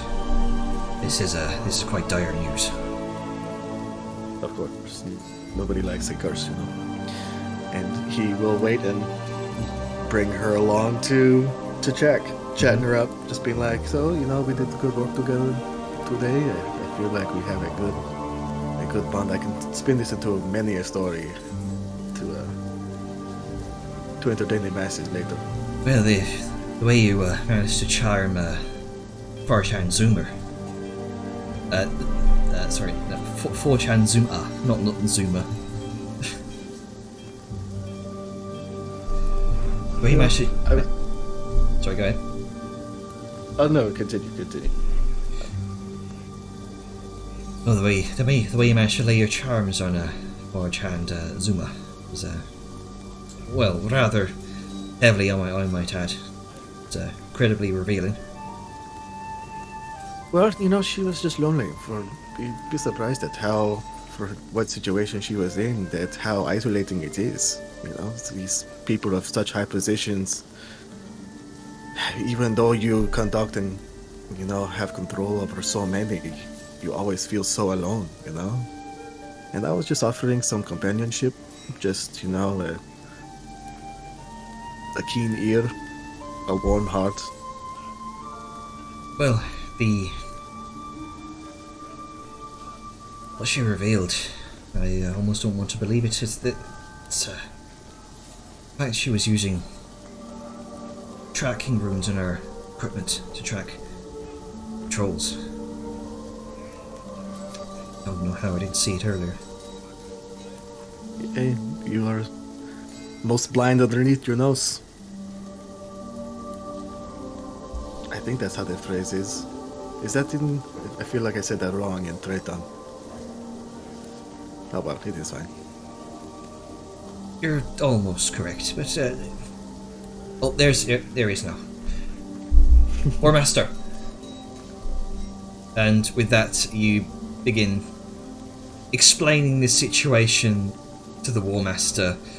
He also seems very taken aback by this situation. They've not dealt with curses or creatures like this before, and even now, almost how would I explain it? Like at their level of depth, or out of their level of depth in a way. So go ahead and make another persuasion check. We'll say with Selma's help here as well. So advantage.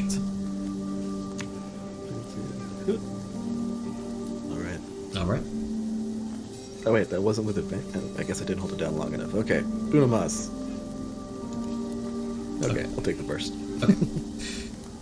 So, eventually, after a few minutes that go by, about 10, 15 or so minutes, Zerth returns with War Master Chak and the commander, Silma Dawnbringer. Hey look, I got permission and forgiveness. Let's see this hand, then. What's it look like? Oh, Commander, he's in a bad way. And with that, the young priestess is going to hold out your hand, Angus, if you'll allow her. Alright.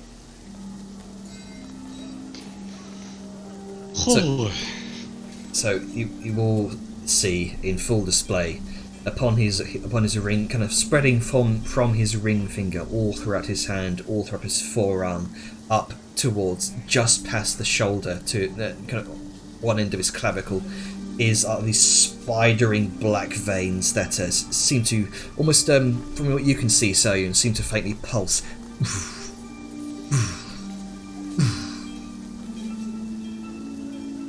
We need to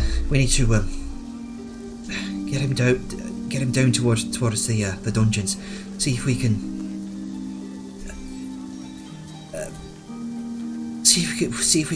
trap this beastie that we're talking about. Right. Well, I suppose you all seem capable enough to take care of this creature.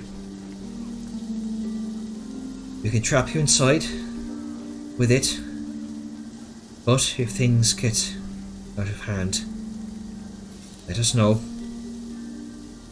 We'll come inside, help batter it down. I've had my fair share of tracking these extraplanar entities.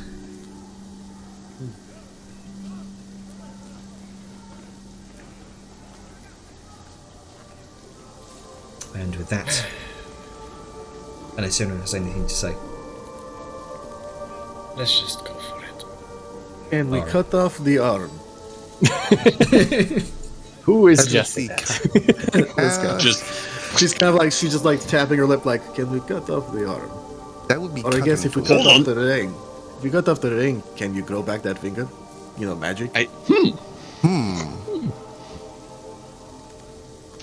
I have a strange feeling it will turn to ash. The ring or your finger? The finger. But don't you have magic that grows it back? Like, I've heard of, like, regeneration. I don't. I've heard stories about it, but ooh, that's. Well, it's just your ring finger, right? Okay, I'm just kidding. Yeah. I'm just kidding. It's fine. But here's the thing, what if everything that is corrupted and is black as a result, it eats and goes away and then I lose the whole arm? That's what I was saying. We should just cut off the arm.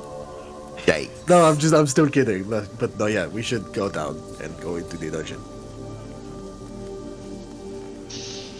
Okay.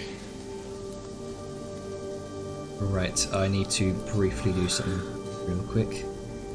Because I could have sworn that I put the dungeon map on here, but it's not showing up. Just a reminder, Grunka's still asleep. The moment to get him. Yeah, Oh, so no. probably go get Grunka. Liska's going to pull the earring. I'm pretty sure we and- got everybody going.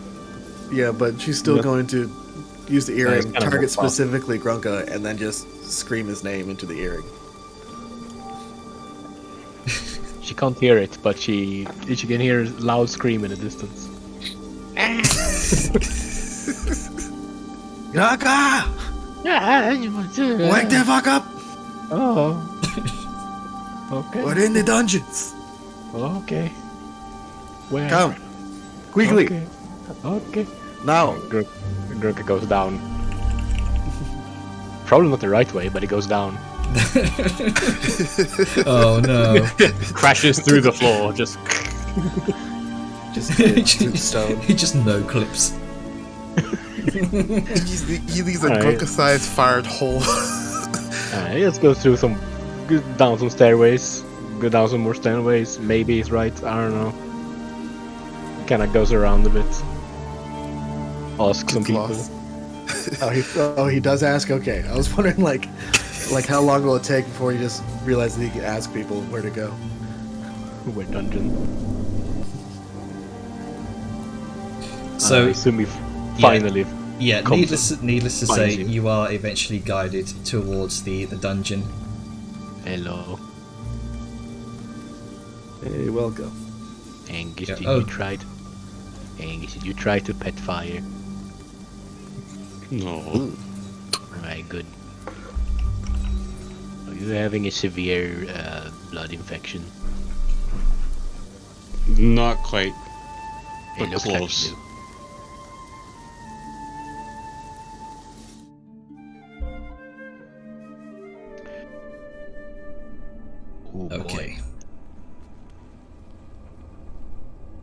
So, eventually you make your way to the dungeons. Separate a separate ward from where you're keeping the prisoners.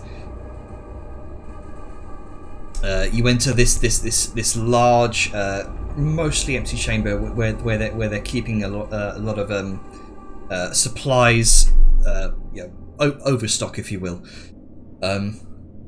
Again in the supply room. We have issues with slotting in the supply rooms.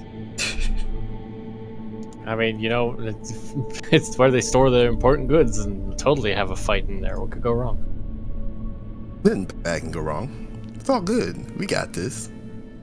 Yeah, so supplies mostly of like shackles, chains, most things that you would have in you know a dungeon area. So, what are you doing to prepare for this? As you're led into the chamber, Selma kind of locks the jail door behind you with a creak. Alright, so last time it's more or less sprung out of the ring. So we should probably have some way of trying to restrain it first and foremost, if we can. We want to get like Selma involved or something, because isn't she a high level like individual? I keep using level, like a very powerful individual. I wouldn't mind extra help. That's for sure. Sure, make him juggle 2 characters. I do have some spells that can restrain. Several, in fact.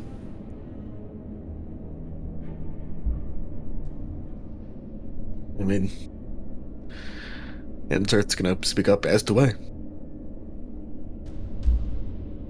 I mean, unless you want me to stay out of these. I completely understand. I am very distracting.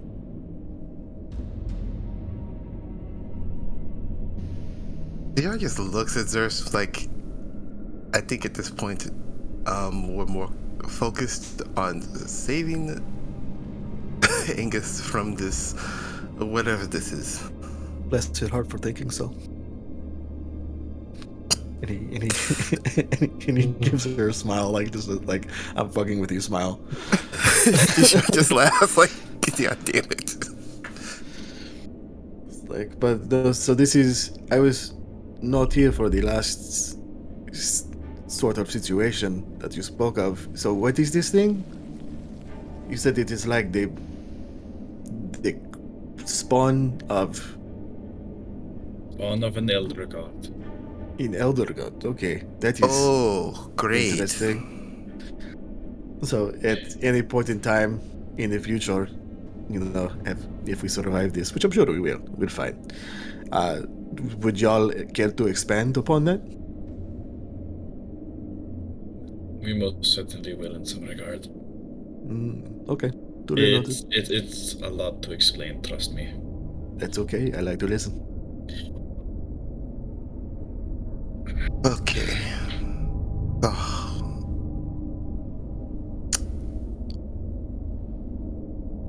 Hi.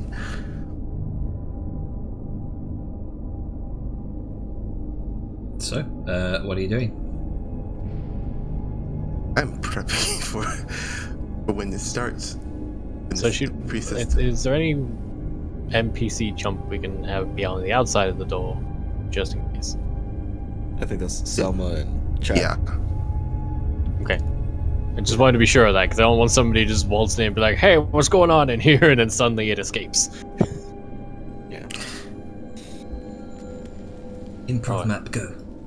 Very tiny fighting room, let's go. Again, leave Vodmi outside with them, obviously. Mm-hmm. We need Zerth though. Obviously. I think I have all the equipment I'm really gonna... I will stand next to the squishes wherever they decide to go, so position yourselves accordingly and I will follow suit. Most important person we need to be aware of their position is Angus, because it's basically from him the slide is going to come out from. Yeah, which side is the door on, so we can put him as far away from it as possible? Okay, so get in the corner, Angus. And All right. also, Get down here. Yay, look at that. And also, we need to know, like, the priestess is going to do her thing, and if a Slotty appears, we need to get her out as quickly as possible. Yep. Because But she is a very... as possible. Yeah, she's a squishy. Even if she's a cleric, she's a low-level cleric, so she's squishy. Okay. Well, we'll keep Liska and Vellum near her until we can extricate her out. And then go back to beating the shit out of this thing. Yeah, So, great. So what I'll say Because is, actually, I think Liska should stay on the slot to make sure it doesn't go anywhere, and Vellum can get her out. Okay. 30. Alrighty, so I assume Angus will be in bottom right corner. Because that's furthest from the door. Or do we want him near the door so we can get her out quick? is that what we do? blood I'm seeing? What the fuck? Hold Oh, up. sorry, Yeah, I'm never sorry. mind. Don't worry about it. Just Don't from worry the about it, interrogation. It's right. It's a fine. dungeon. It's cool. It's a dungeon. It's okay, it's just Liska is bleeding everywhere again. Again. Sorry, guys. It just happens sometimes. Yeah, the fiend-blooded spam. Princess. Alright. Look at her luscious beard. that's A true sign of Shush. dwarven femininity. She's It's a, young and vibrant. it's a No, it's all good. Get in the fucking corner, Angus.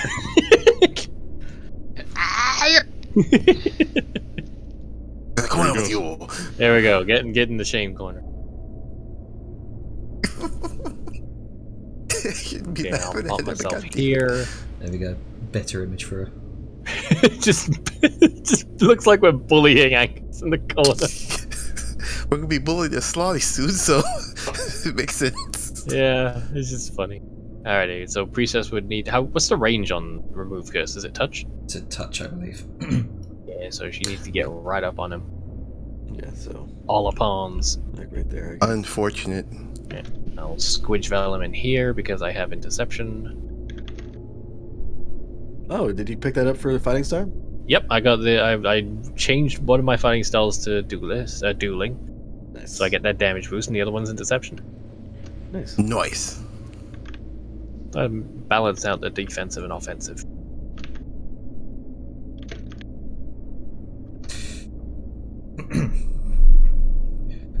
All right, so just let me know when you want to bring that beastie out, I suppose. Dwarven pickup lines, volume 2. Alright, before we start, I haven't selected anything for my spell storing item. Do we want to do Vortex Warp again? Or do I slap in a damage spell for this? I say damage because we want to keep him just burst the shit out of him. That's my thought. Yeah, I guess. Spell storing item. What all can you put in there again? Anything that is a first or second level, and it must be an action to cast. Okay. I'm thinking Scorching Ray.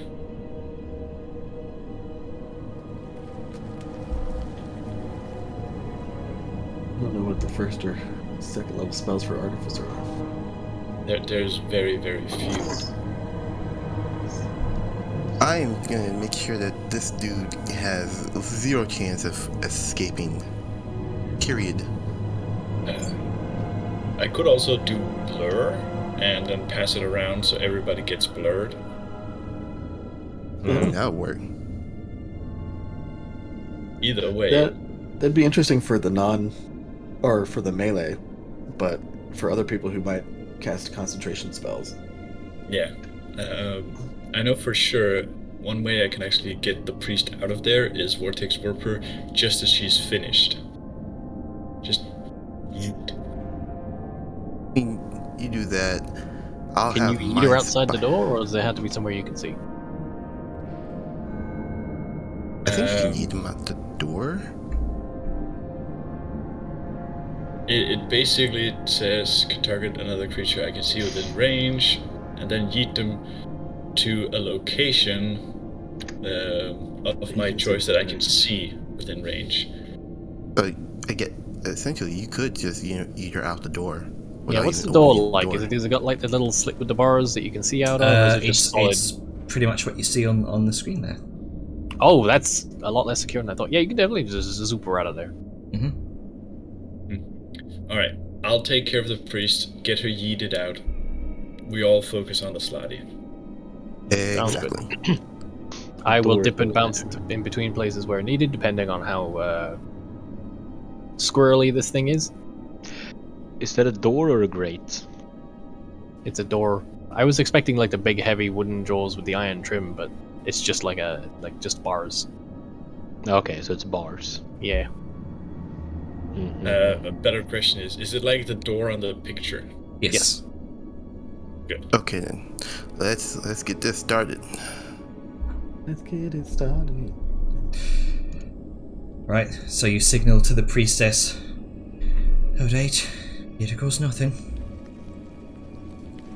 No, I haven't done this, a lot. I've thankfully not needed to, but, there it goes. And with that, she's going to, weave her hands in this divine sigil in the, a divine rune. And you hold out your hand. Actually, is Angus armored?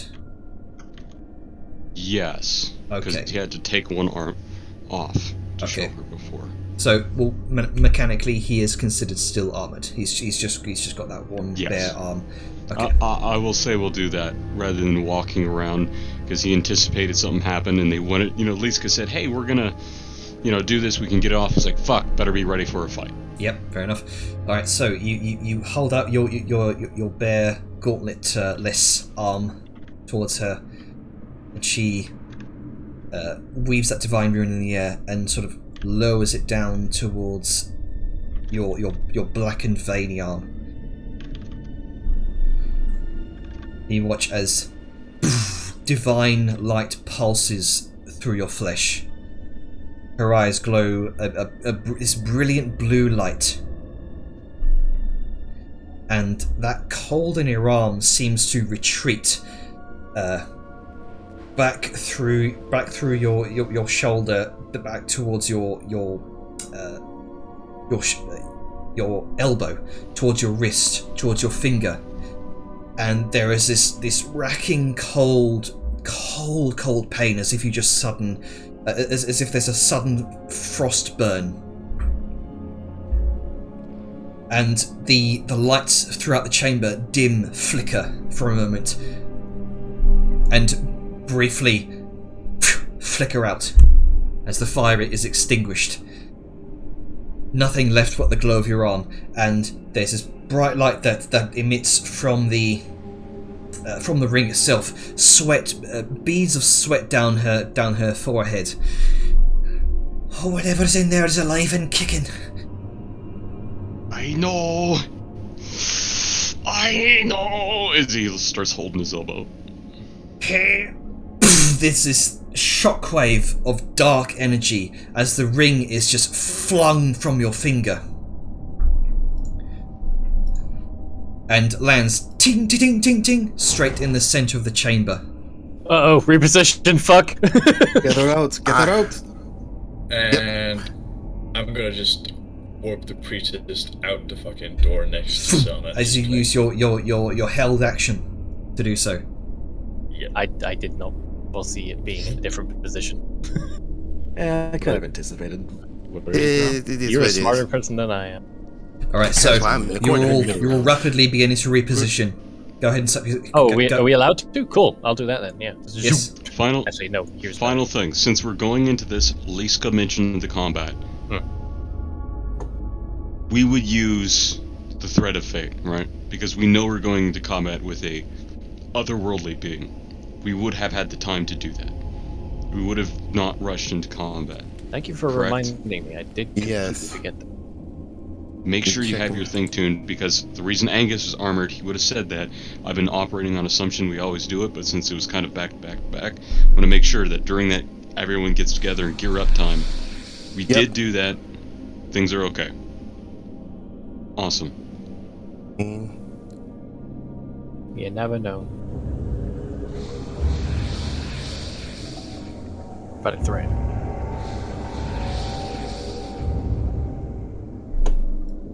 Oh no, we're all becoming dice. The game is real now. Alright, so Fifth dimension. a whirling this whirling torrent of dark violet and just sort of angry purple energy whirls about the ring, which shifts into this blood red, and this dark shadow manifests. A huge shape takes form here. Told you it got stronger. Yeah, we'll still fuck it up.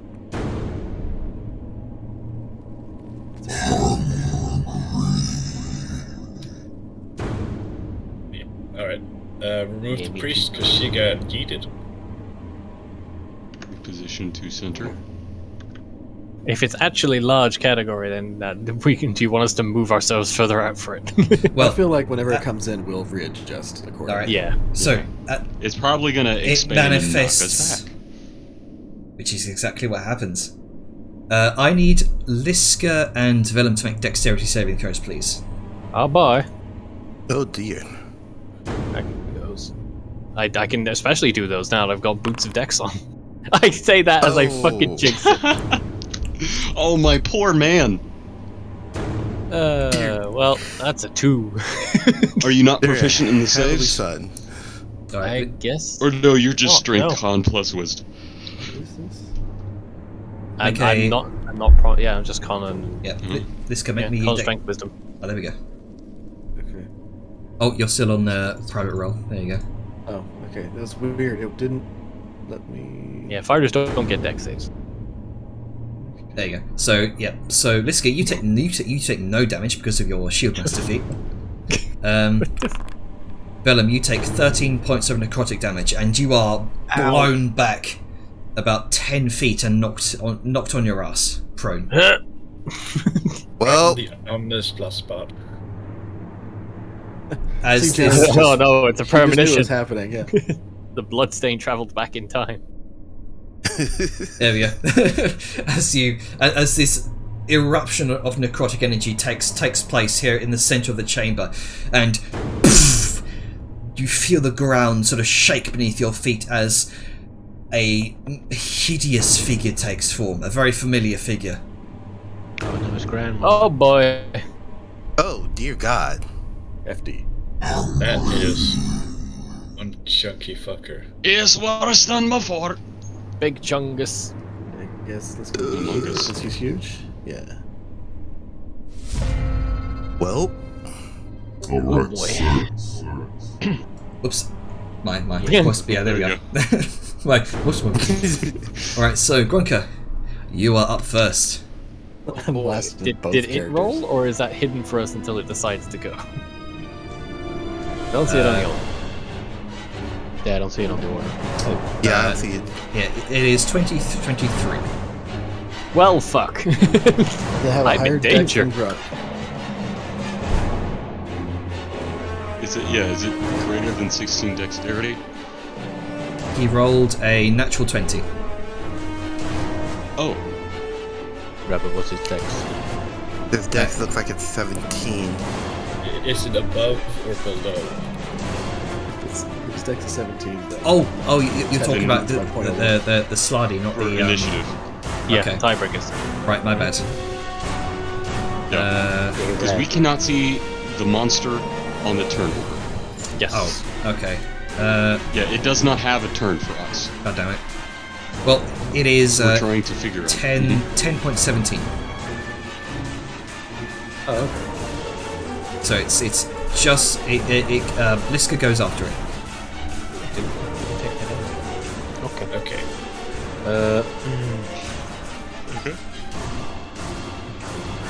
Right, what's Grunker doing?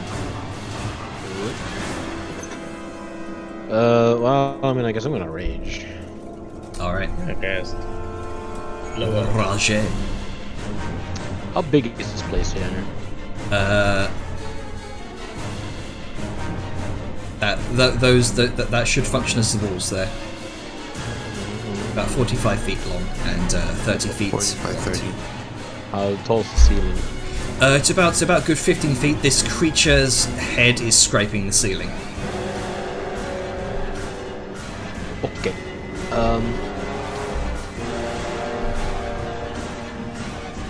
Yeah. Might as well. No. No, never mind. I want this. I'm gonna go frenzy. Let's see. How do I? Where's just normal rage? There it is. Yes, use ability. Here we go. Okay. Uh-oh. Morbing. He's Grunker's morbing. Morbing out. Alright, well, I guess I'm gonna just attack now. So I'm gonna recklessly attack this thing. Alright. Nice, that hits. It also Oh. hits. Good lord. Wrong So start. get to so many pop-ups when I hit something. Alright, and that's applied correctly, right? With all the bonuses I have. I think so. That should have been. Yep. Yeah, that looks right. Okay. And then All that code is just calculating the rage damage. yeah. And that's it for my turn. Alright.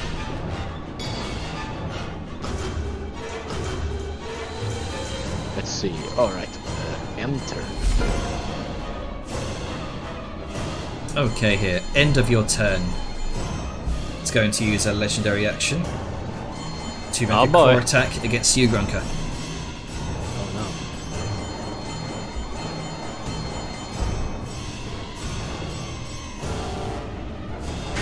For 30. I don't think that matters. So 47 damage, slashing and necrotic. And you took okay. So that halved it for your rage. Right. As this but, this massive set of claws lashes out towards you, Grunker. right. But I only half the slashing, not the necromantic. Indeed, and it took that into account.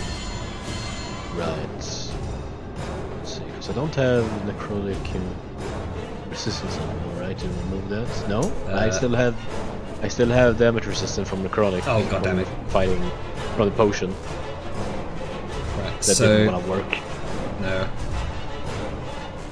So Yes. 20. Just like Three. heal me up and then deal the damage again. Yeah. Let's do that again.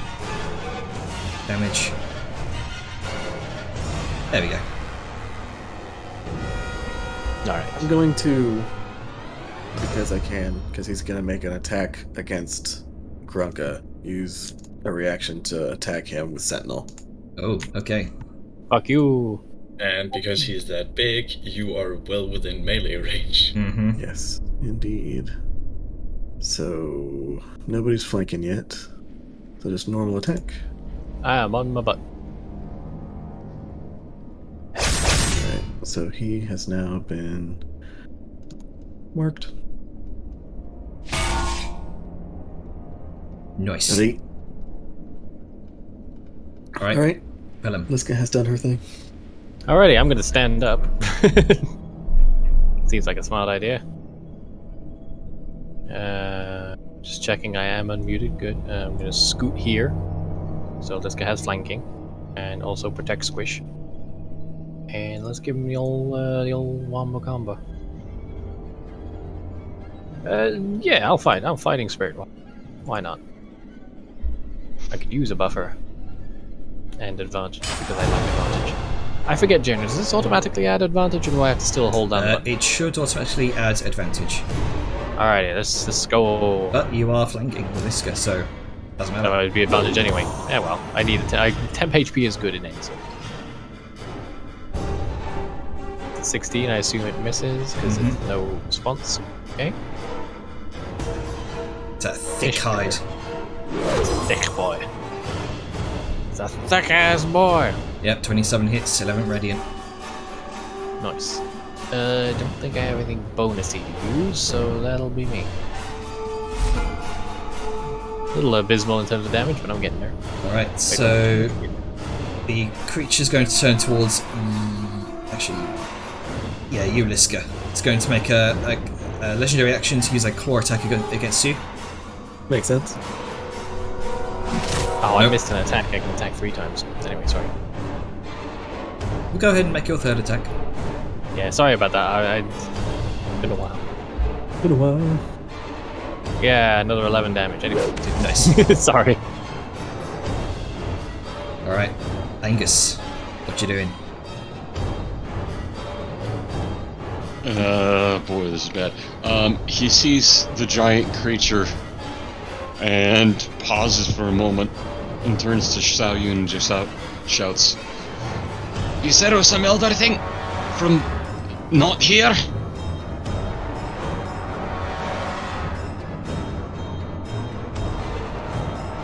So you, Lucky? Aye. That's her response. Just saying. Then yeah, he is it's going to... He's going to try something. Target. Then from back to whence you came! And he's going to attempt to banish. Oh. It's going to use one of its legendary actions to succeed.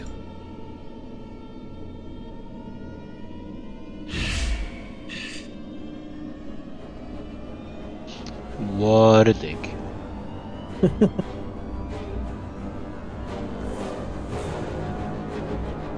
Oh boy. Shite! The creature turns its gaze towards you, Angus, angrily. Yes. Right then! Fucking brave guy! It doesn't work. Right!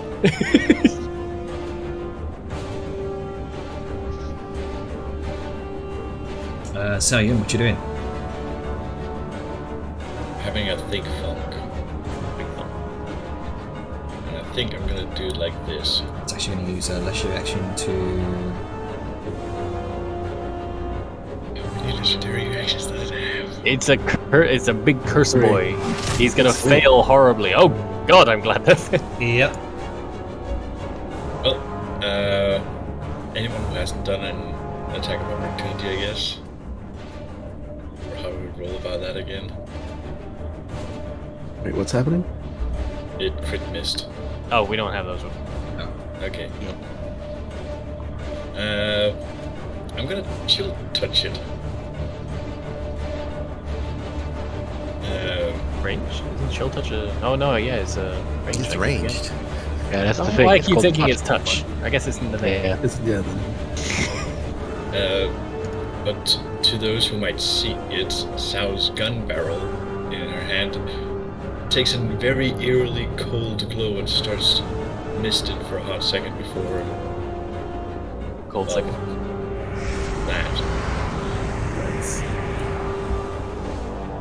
And now he can't regenerate health. Because it's chill touched. A safe bet for a chunky boy like that. Is that for undead or just anything? That is Anything. any.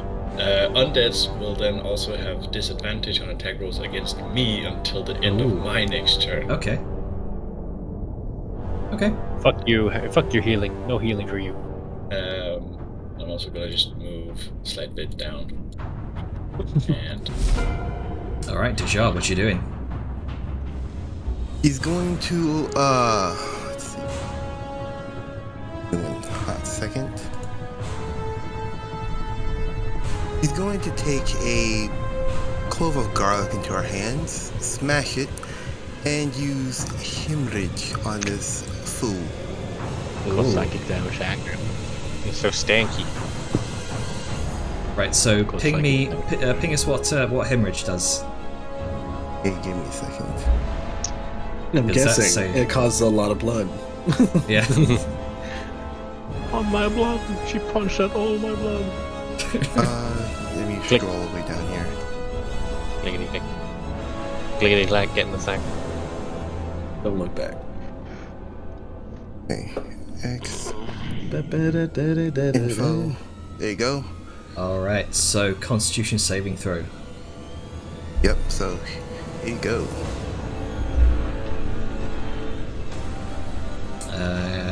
It's going to use its second legendary resistance. Save on that.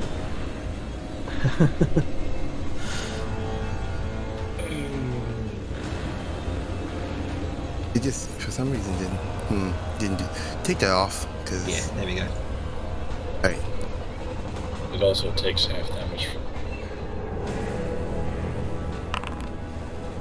Takes Yeah, half damage and is otherwise unaffected. So 11 Yep. points of necrotic damage. Reduced to 5. 5. Yep. Yep. Takes half of that. As it seems resilient to such damage. Noted. And gonna be Everybody it should for have dark. me. Alright, Oh, Selma she's here. is just going to hold until she's called for. You can see she's drawn her blade that you way back when closely examined Vellum, as it shimmers alight with holy radiance, and she Mercy, Lord. again she's holding the gate ready to enter if she's called for. The priestess is just going to hide. Smart. I think she can be removed from the order now. Yeah. So let me go ahead and do that. Oh god, I think it's the enemy's turn, guys. Oh dear God. So, it does not regenerate because of Sal's Ooh, Oh, nice. good job. chill touch. Strong instincts on this one. Yeah, I had a feeling it would try something like this, or just like, no. Yeah, it looks like a meat tank, so Yeah, I was trying to make it bleed further, but nope. Let's see. time for danger. Really wish you had not moved. Oh, It's going no. to move Very towards- hell bent on Angus. I will not be unbound. He's just swinging the hammer in the air wildly. Oh no. I want to say, even though it didn't look like it hit, he is attacking at disadvantage because he's marked by Liska, and he's within that- 5 feet of her. That is true. Okay, so This let is me true. hold Still miss. pause. Oh, Two claw so did attacks. I get. Disadvantage. Bam. You get opportunity attack, Grunker. Yeah, I was just gonna say. Little shit. How dare you run away from me? I dare you. I click the button, but nothing happens. You might be out of range. Button. Try targeting. Oh, Yeah, there you go. Oh, There we go. Whenever an enemy walks away from Grunker, he just looks at the meat and be like, I'm taking your ankle. Those kneecaps are mine. So it seems like its AC's 19, because 19 hit with Vellum. Alright, I think uses a full round of attacks. I think does it have any bonus actions? It does not. That's gonna be its turn. Iska. Right. Let's go gonna fuck this shit up. Because that what she do. Since she already has advantage from Vellum, she's not gonna have to worry about knocking him down. As such, she's just gonna attack. And Alright. so hold down Alt. Does Alt work with these? It does. Uno. dose. Sweet. You just crack. With each slice of the blade, you watch not red blood, but this brackish smoke seems to emanate from its wounds. Don't like the look of that, but she's gonna keep swinging. Very luckily rolling high. And then, because it... Let's see... It didn't hit anyone aside from Grunka before, right? Like, it hasn't hit Grunka since? Or, sorry, it hasn't damaged anyone since it hit Grunka? Nope. Okay. In that case... I think there was just Velen and Grunka. Alright. Yeah, Cool. it missed me, and then immediately went for one of the heaviest armored people. Gotcha. In that case... Hold on. This is the first time Liska's done something with this. Give me a second.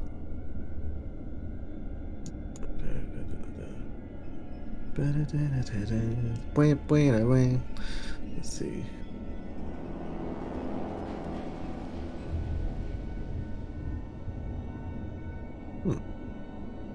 Okay, no, not right now. Yeah, she's gonna... I guess we can do an alpha round. Yeah, she's gonna use her... Alpha round. Yeah. Sorry. She's gonna use her action surge, and she's gonna attack again. Alright. Trace Mus. So... Slap. 2 and 3. Been really lucky on these rolls. And for a bonus action, yep, she's just gonna. That is 5 attacks you've done so far. Should be 6. Jesus Christ. Look at this Oh. chump being injured already. Oh, I guess okay. Liska's only getting warmed up. Uno us. Man, but no crits. Son of a bitch. Oh well. And yeah, she's gonna just... She doesn't like it, so she's going to bamf him. And by bamf, she's gonna hit him. Oh, you can use your dedicated shields master feat for that now. Oh, did I hit him? Where is it? So weird. So it should be in your features. Features. Oh. If you go, there you go. There we go. Yeah, bitch. Alright, he is prone. Man, look at this loser. Sorry Little for baby the range man. poke. And that will be her turn. Okay. Baby man. Alright, Zerth. What's Zerth gonna do? Speaking of range, speaking of range people, I was worried that it might do that. Give me 1 second for... And last legendary action. Yeah, Oh. okay. Sorry, it fell off Okay. for him. Alright, Zerth is gonna kind of see this happening and just in a very... He's just kind of like... Oh, hang on. Last legendary action is going to hit towards Angus. Actually, this would be... So it, Still a it disadvantage? took its Yeah. turn. It should have full legendary reactions. Oh, right. Never mind then. So full legendary actions. I believe that. Because I think that would have But been. is it a... Yeah. So go ahead and go, because that prompted a reaction. If it hit you, did. I'll undo the damage and just roll again. Okay. Okay. Okay. So 19, 18, I think it hits me no matter what. Yep. Well- Disadvantage, it still hit. all right. So it slashes straight through your gut, Angus. You feel the claws go past the plating, past the chainmail, and you feel it draw just that little bit of life force from you.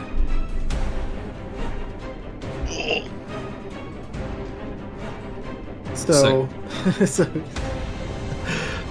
okay, so just because I can, because we'll never be able to use it otherwise, can Zerth use his reaction to cast silvery barbs on that attack? Yeah, why not? So yeah, he will do just that. And he will cast silvery barbs. And so he'll have to roll again. Am I correct? Yes. He has to roll with disadvantage. Disadvantage, roll again. Yeah. Okay, I think that's would still hit in that case. So that prompts a reaction from you, Angus.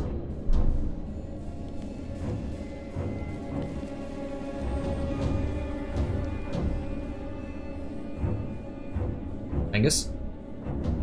Sorry, what? Could you repeat that for me?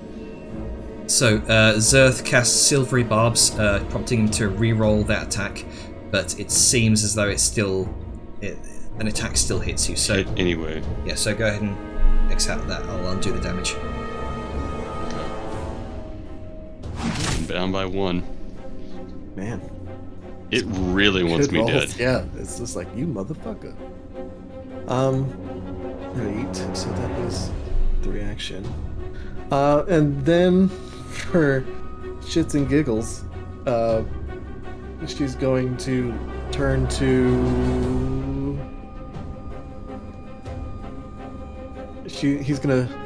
Dirk's gonna turn to Angus and be like, hit him really hard, like right in the nuts area. That seems to be where you're perfect at smashing. And so Angus will get advantage on his next attack roll. Nice. Or ability check or save, I think, if that's how Silvery That's, Barb I believe Zerth's inspiration should also be automated. So you can go ahead and do that. Okay, so... It features Bardic Inspiration. Okay, cast my set. Well, it's not Bardic Inspiration, it's just Silvery Barbs. Oh, right, Silvery Barbs, right, my bad. Yeah, so whatever that d20 is for. Oh, that's the... Oh! It automatically re-rolls for it. Okay, well, good to know. Oh well, it's fine. You already got hit. Okay. My bad. But yeah, for Angus's next attack, ability check, or saving throw, you have advantage. Nice. And that was a reaction from Zerth, so it's his turn. And he gets his reaction back because lols. And he's going to look at this guy and just be like, motherfucker, you hit my friend. Now I have to do horrible things to you. And he will... Oh man, I just also realized most of Zerth's shit is AoE. Oh no. In the tiny little area. That is a problem. You have Shatter by any chance? No. That's also an AoE. Yep. Yeah, but it's a small enough AoE that you can just target it. You know what? Because he can, he is going to look up, see everybody and the huge Liska that is nearby, but in general, this creature's pretty fucking big. He's going to target right above its head, and he is going to cast... Oh. He's going to cast Confusion above its head. Okay. So, this is 10 feet up, or sorry, 15 feet up. Can I change the height of a template? I think you can actually. If you let's see, measurement controls. Oh wait, hang on. Yeah, you've had me trigger a wisdom save. Yeah. Yeah. So, like, how do you get this thing in a different height? Oh, elevation. There we go. There you go. It's 15 feet up. Does that change things? Okay. Okay. So, you should no longer be targeted. And yeah, so Confusion. I don't know what that thing is up there, but it is a thing. Okay, so what does that do upon a success or fail? Oh, let's link it because we can. It is important to know these things. It's a shame my Flash didn't of link Genius it. can't be used to add in a. Confusion. Where is that? Let's say Info. I'm clicking info and it's not linking it. Okay, that's frustrating. Maybe. Okay, there we go. For some reason, it's allowing the DM to do it. Okay, so on a. Okay, so it's fun. So it's a save or suck thing. Yes. Right. 3 nuts. So scroll up. The confusion. The Death Slide did succeed on it because it is a magic effect. Okay. And should I because it's fucking hilarious and I got my. Can I use a? Can we use? No, Zerth wouldn't have gotten Thread of Fate. But can I use my reaction to Silvery Barbs his save again? Okay. Just because I can. Didn't you already use your reaction once though? It's my turn. Oh yeah, motherfucker. yeah. Get it your back. turn, it refreshes. Okay, so that's a wisdom save. Well, hold on. What? Since we learned that it actually does it this time, it does it for me. So first level spell. Ah, yes. Spell. I didn't realize how big Zerth's icon is. Okay. Yeah. Well, So I guess in that case, what is Silver? I think I get to choose which one it takes, and if it would have succeeded, it would have succeeded. mhm. That's fine. All right then. So how does confusion manifest with Zer's powers? It's a kind of a bunch of discordant notes. Like he's playing the. Well, no, he's playing the violin, and he's playing it extremely well. But at a point in space above his head, like the notes are doing like just off harmonies. Like what is it? Second, third chord. Yeah. Like a second, third minor chord, where it's just like they're making music. It's like that weird note you get in horror movies that kind of puts you on edge. Yeah. And it's essentially just a bunch of those. Like Zerth starts a horror movie theme above the creature. I like the And music it's just- playing. Yeah. And it's just very confusing.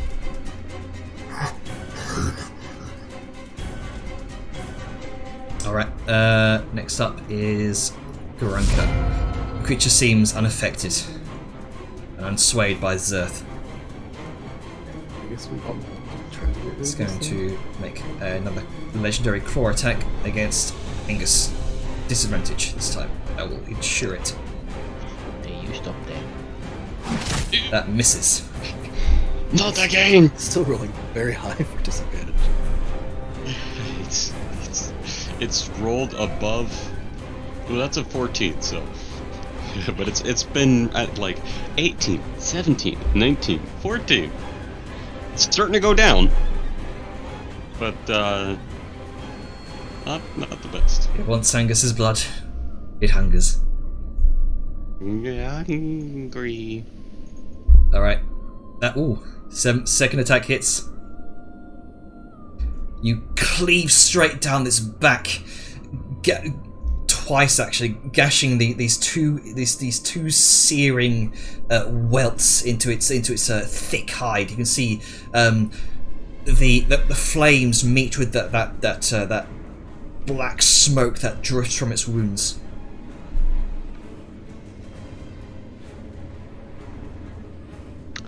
Okay. All right. Alrighty. Oh god, all the lag. There we go. I don't know how I have half cover, but Actually, it'll be third and final legendary attack uh-oh. on Angus. 16 misses. Get wrecked, nerd. I'm really happy you are as tanky as you are. Yeah, Me this would be a too. problem if you Me were. too. Yeah. If I was like a you, this wouldn't be so good. Yeah. All right. Let's go I with the would old be dead. triples, right? Whammo, pambo. The Still one that getting comes- Are flanked. you flanking with Lika? I believe so. You were flanking with me where you were. It's fine. True, but I'm also hearing case interception. True. I'm just not. Vellum's not having a good morning. Clearly. One out of the 2 out of the 6 attacks I've done so far. Yeah, that's me. You can action surge. I could, but I'm paranoid. Okay. Then. Okay. Okay. Okay. Angus is gonna lift it up. His hammer that he's flailing around in the air, and he's gonna slam it against his shield. Alright. Oh, I did forget to. Make sure this is the right one. What you gonna do? Yep.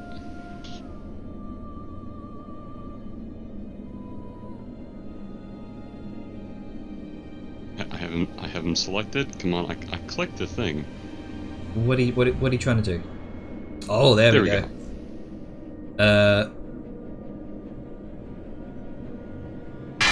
Whoa. Does he choose to use his legendary save as I He's begin He's to going target to. him? He is going to use his last legendary resistance to succeed on that. You fool! You followed right into my trap. And then it is time. My bonds will not be broken. Quiet. Oh, trying it again. Oh, Yes, you twit. Fails with advantage. Good job, Slug. Hey! Get out of here, you chump. Well. You're a bitch ass honky. alright, so,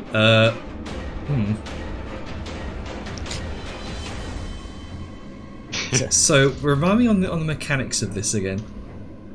He has no saves. If I maintain concentration, right, for the full duration, which is 1 minute, if he's naturally from this plane, like if I were to banish Vellum, or when Vellum was banished, at the end, comes back.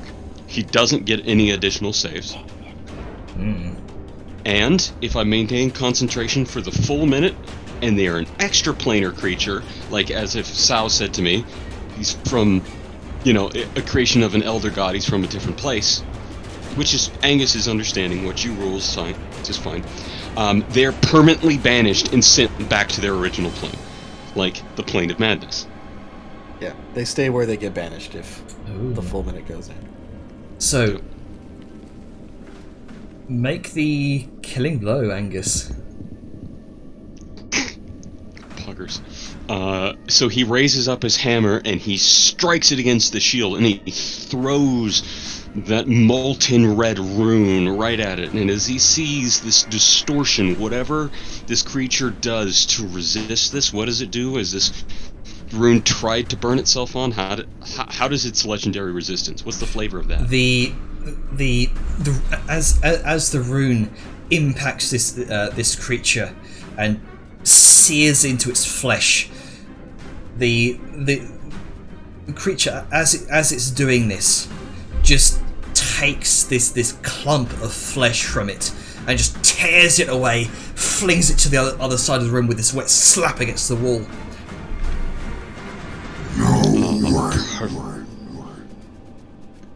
Then, right as he does that and he tears that slab of flesh on it, with this range, he goes, "You fool!" and he takes his hammer and points it right at it, and that spell, that concentrated spell coming out of his hammer, his magical focus, drives into that one little opening in all of this flesh, that fresh, tender spot.